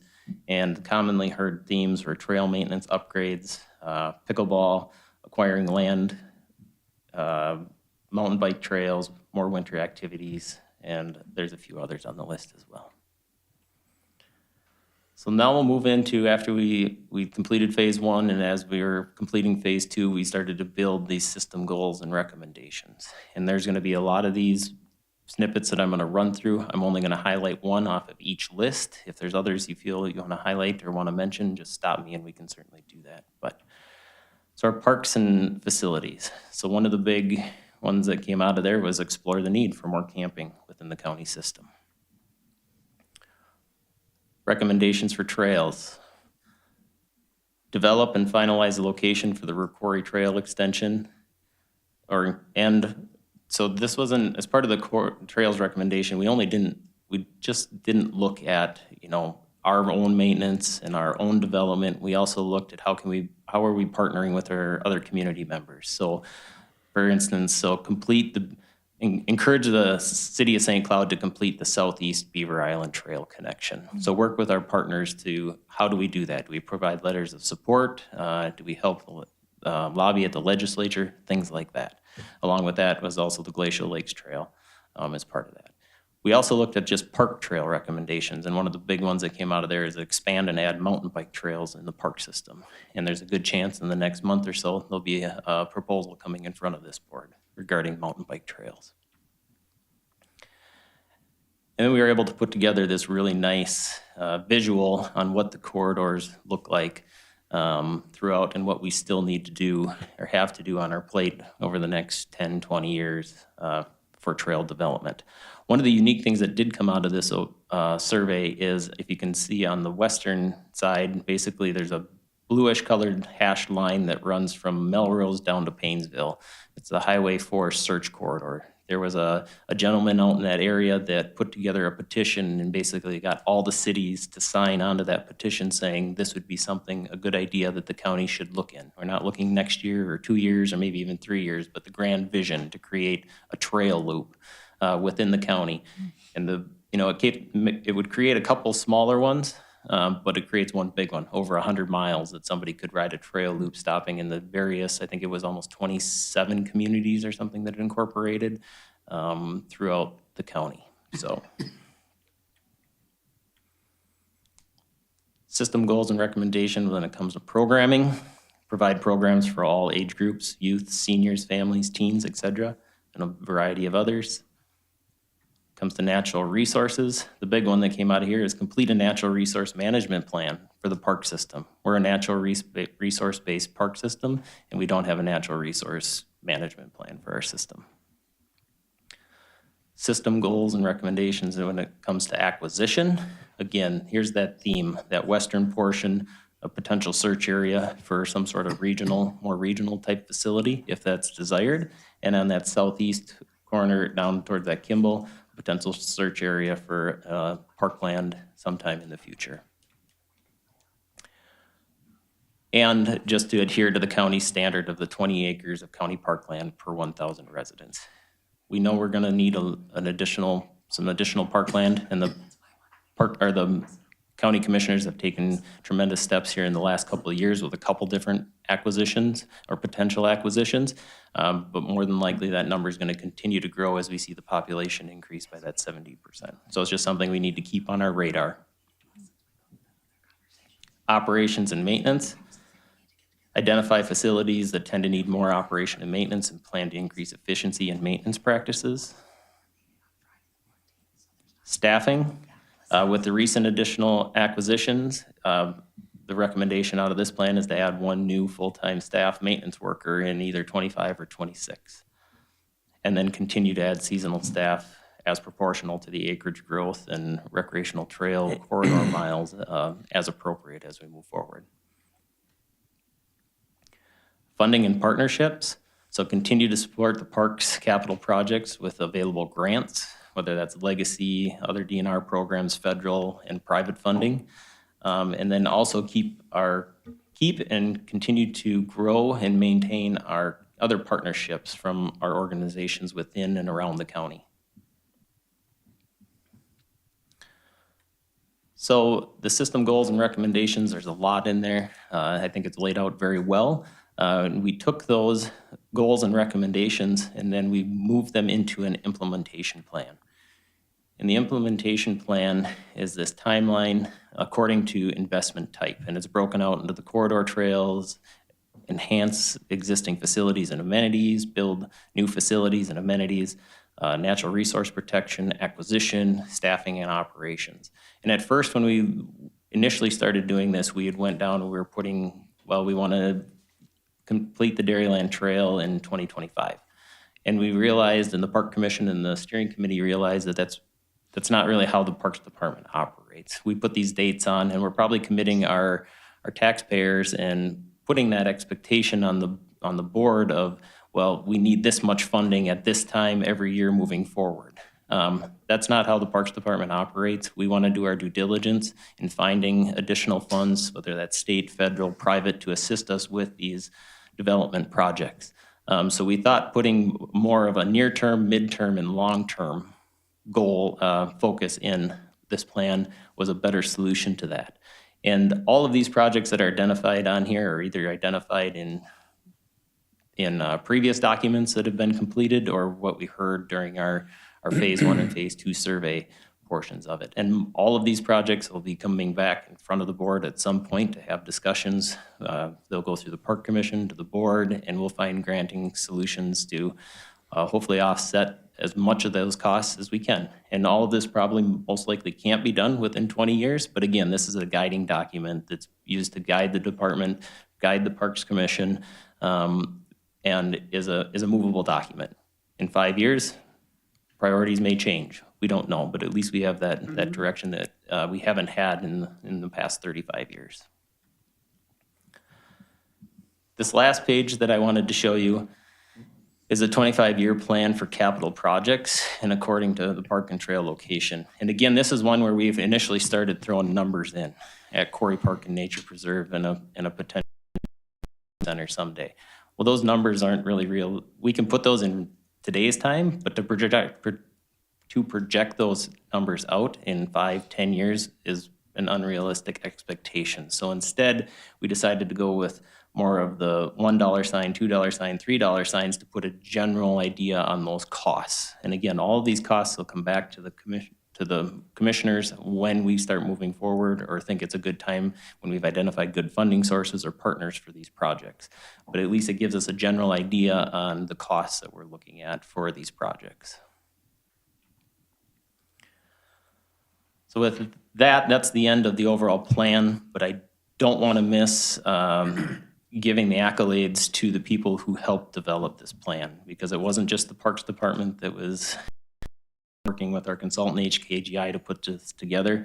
It was really all of our Stearns County residents, all of our survey participants, the current and future park and trail users. Big shout out to the steering committee members that are listed on this. They were tremendous. We met at least once a month, if not more, throughout this entire almost 14, 15-month process. Thank you to the Stearns County Board of Commissioners for your participation in this plan, and the Stearns County Park Commission. They were also the guiding who put the steering committee in place to guide this as we move through. The Park Commission did approve this plan back in March and does recommend that the county commissioners accept and adopt the plan as presented. Thank you. That was a wonderful, not just overview, but helping us get through a lot of significant material pretty quickly. And want to make sure that before we move any further, just to thank you. Ms. Arnold, I don't know if you have anything you want to be adding. We've done a lot of work. Thank you, Madam Chair, and Commissioner Bertram, Commissioner Persky, and Commissioner Notch. It's great to be here to support this plan and support on behalf of the Parks Commission and the rest of my commissioners. And I would just say that it really does build off the 2040 plan for the county. There's so much of that that's in there, including that 20 acre per 1,000 residents. I feel like our work as a commission has already been informed by just the research and the discussions that we've had, including the Painesville property that we have discussed. it was something that was real time for us and taking a look at a current project and our current opportunity.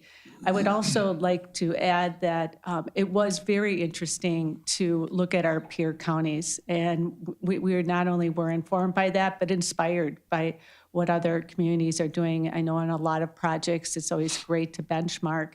And I have to say personally that I even though I'm from the Kimball area, I'm an at-large member. I'm chair of the commission, but I can see where there's gaps. And when we take a look at the gaps that are on the map, it's also representative of people in those communities that want to do something that don't have local facilities or local areas, but it's also something that we have to always be mindful of.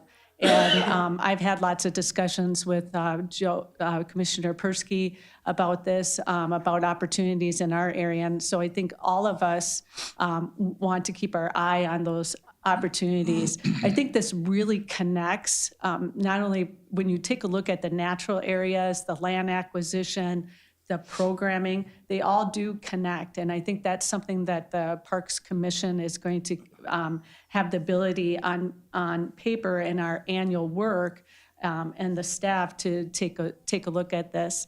And finally, I just want to say how impressed I have been with the groups that have come, not only to inform this plan, but coming to the Parks Commission's meeting, and not only groups, but individuals that are supporting this.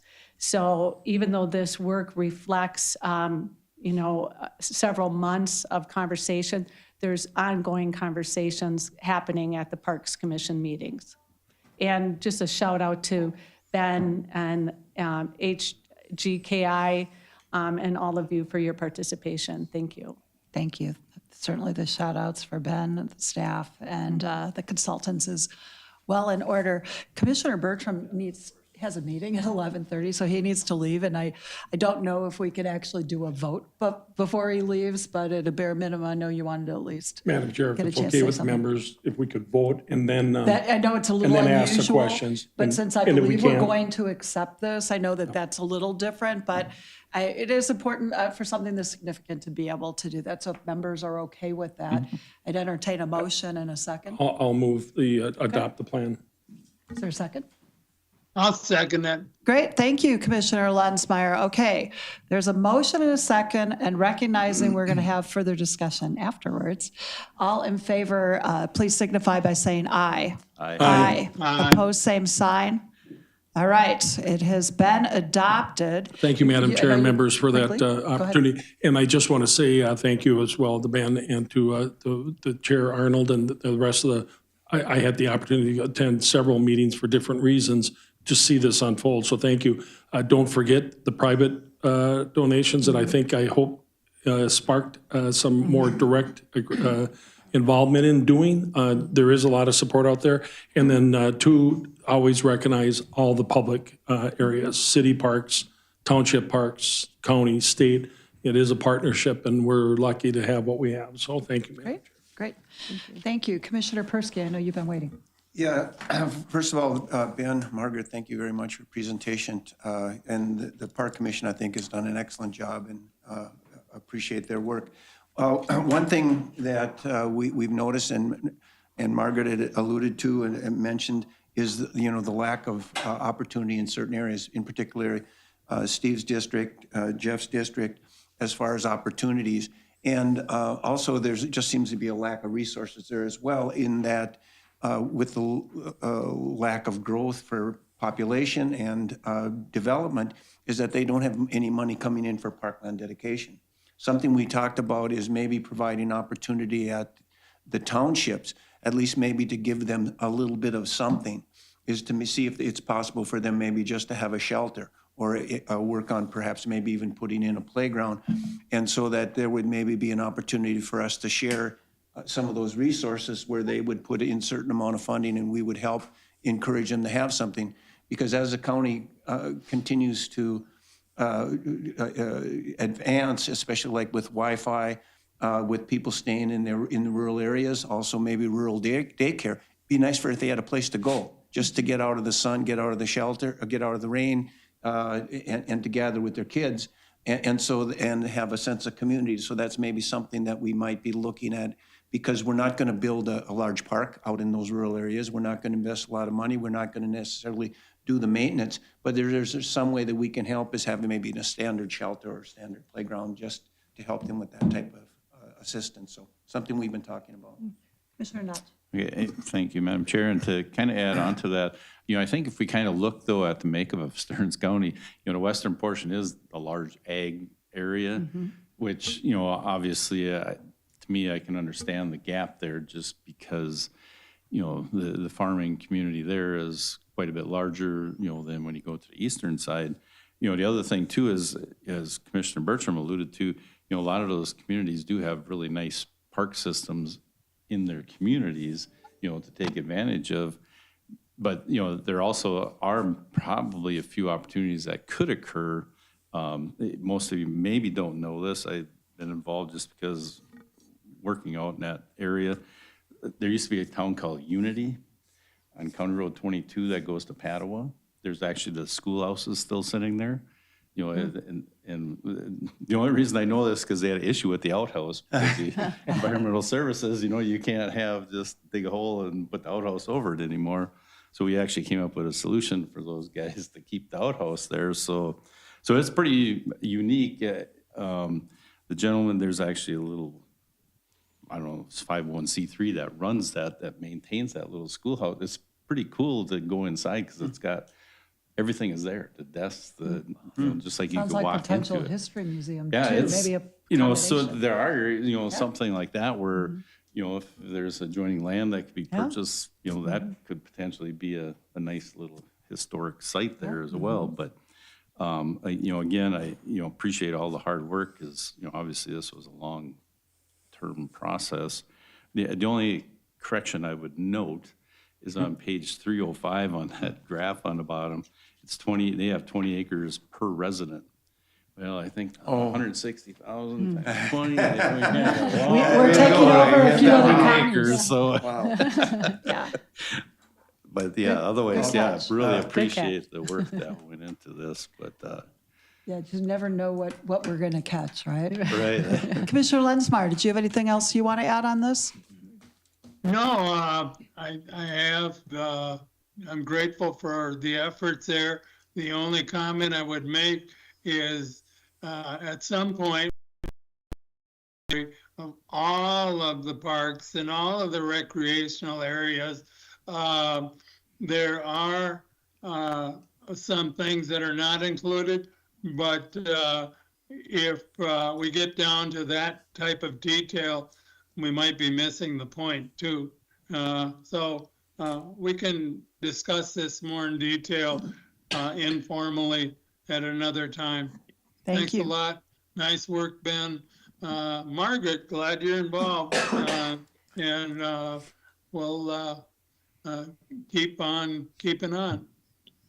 Great. Yeah, just again, I want to thank you too. And as you've been going through really trying to balance and dream and be inspired by others, we already have an awful lot of assets to be excited about, and continue thinking about, several people have brought up the private side. I mean, obviously, even in St. Cloud, an awful lot of the parks, there's a lot of park work being done by service clubs. Our Rotary has put millions and millions of dollars into Lake George, for example. And so, thinking as we're moving forward, maybe there's a way for some of the service groups across the county to be getting an update on this update. I mean, it would actually be a very useful thing, especially if with that there's an ask about what can be done.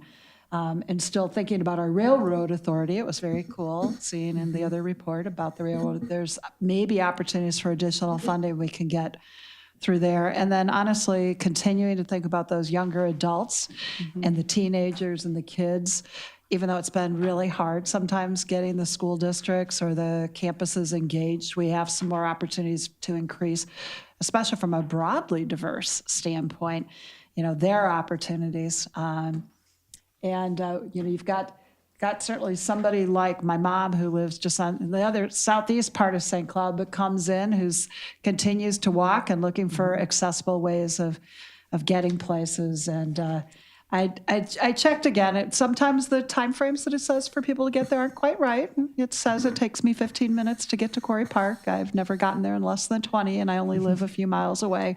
So we just have to remember, if we're serious about getting people out there, we have to help continue both them to get where they can go and perhaps get off some of their own blinders about, yeah, I could drive north of Sartell, or I can get over on the Dairyland Trail.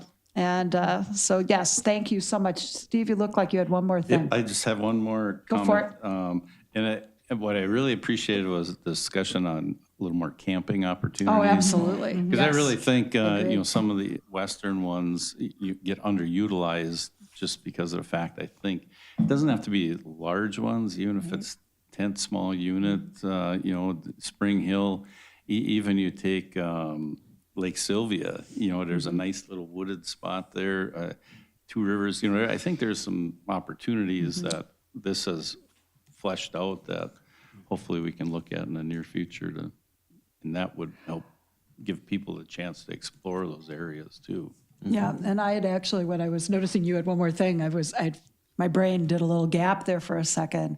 When you brought up about programming, we truly have some I know we can't do programming in every place, everywhere. We can't do that, but finding some more ways to do programming, whether it's camping or some of those other ways to get people engaged, and then let us know what we can do to be helpful.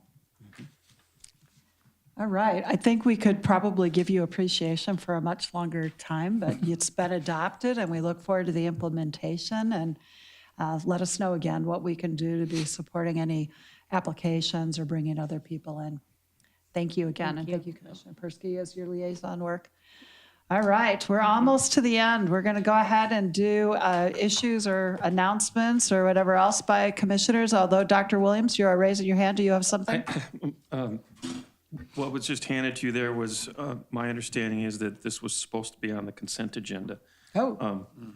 I think that, and so you've been handed it late. I'm just looking at it quickly, and if the board isn't comfortable with taking action, I can see that just in the summary there that we could wait on this until the 18th as well, but that would be the last chance without a waiver to the 60-day. And Commissioner Persky, I'm not sure if you were. Well, the other at thing this that's meeting hard or for not, me is so. this also is another, unfortunately, one of those times where we don't have the update and the public doesn't in front of us about how the Planning Commission voted. I mean, we just need to have those in our public documents. For me, it would be a little bit easier saying, yep, let's go ahead and do that if it was easy at a glance. But Commissioner Persky? No, Madam Chair, I agree. I think if we can delay and put it in the next meeting, that would be fine. I'd hate to establish any type of precedence. We're going to start doing this with documents. At least when we have the time. When we have the time, let's make sure we just do it appropriately. And it sounds like if it was supposed to get on the consent agenda, it could get on the next consent agenda, and let's make sure we've got what the Planning Commission is recommending, because otherwise we're not actually, it's harder to do what we're recommending when it doesn't say what we're acting on. It just says whatever they did. So if we could do that. Members, are you okay? So it sounds like it could go back on the consent agenda, but if we could do it, wait until then. It can. I didn't know that until it was handed to me, but as soon as I read that, I could see it. I was wondering what was getting handed to us. And given Jeff had to leave and he didn't see that either, that's probably not great. Okay, issues by commissioner. Commissioner Lensmeyer, do you have anything? I don't have anything. Thank you for the accommodation here, and let's keep on. Great, thank you. Commissioner Notch. A couple things. Monday we have district meeting in Chisago. I don't know what County. building, but in Chisago County, yeah. Okay, and then I plan on, I won't be at SHAC meeting next Thursday because I plan on doing the SWCD tour. I know, I was very So, disappointed that it's the same day. Janet can't be there either. It's like I can't be the only Stearns County person there all the time. Yeah, so I'm going to do the conservation bus tour Excellent. on Well, you could do it. Thursday. Just consider you're doing it for me while I consider I'm doing SHAC for you. Okay. All right, thank you. Thank you. Commissioner Persky. I have nothing really general. Great information today, lots of things to consume. One thing just leaving with parks is maybe think about where we want to go for our park annual meeting this fall. So keep it in mind where we might want to gather. Great, that's a good idea. I had just a couple, I guess, shout outs. One is the License Center. Have had other people approach me recently about really great interactions, people being helpful, whether how easy it is to get appointments, but also walking in. And because I brought up my mother earlier, my mother got help both in the License Center and the passport area. And our staff, as usual, is just amazing, which means I should write that down. But if you can pass on that kudo, I have heard that from a number of other people too. It's a lot of work in there, so really appreciate that. We also have talked at times about our staff being meeting people where they're at. We had more public health. I was at a couple of different things recently where we had public health staff out and other community partners working on items, and it's always good when people can get to see that and appreciate the work the Sheriff's Department has too. I guess my last part would, this kind of relates to the parks too. This coming Saturday, it's the Carmel Roll ride on the Wobegon Trail, and the following Saturday, it's the Lady Slipper ride, and those are both fabulous. Want to encourage people to get out there. And Dr. Williams and Mr. Trifles, I forgot to ask if you either had anything. Okay. Well, I really appreciate those who stuck with us while we had some more questions earlier on, and we are adjourned.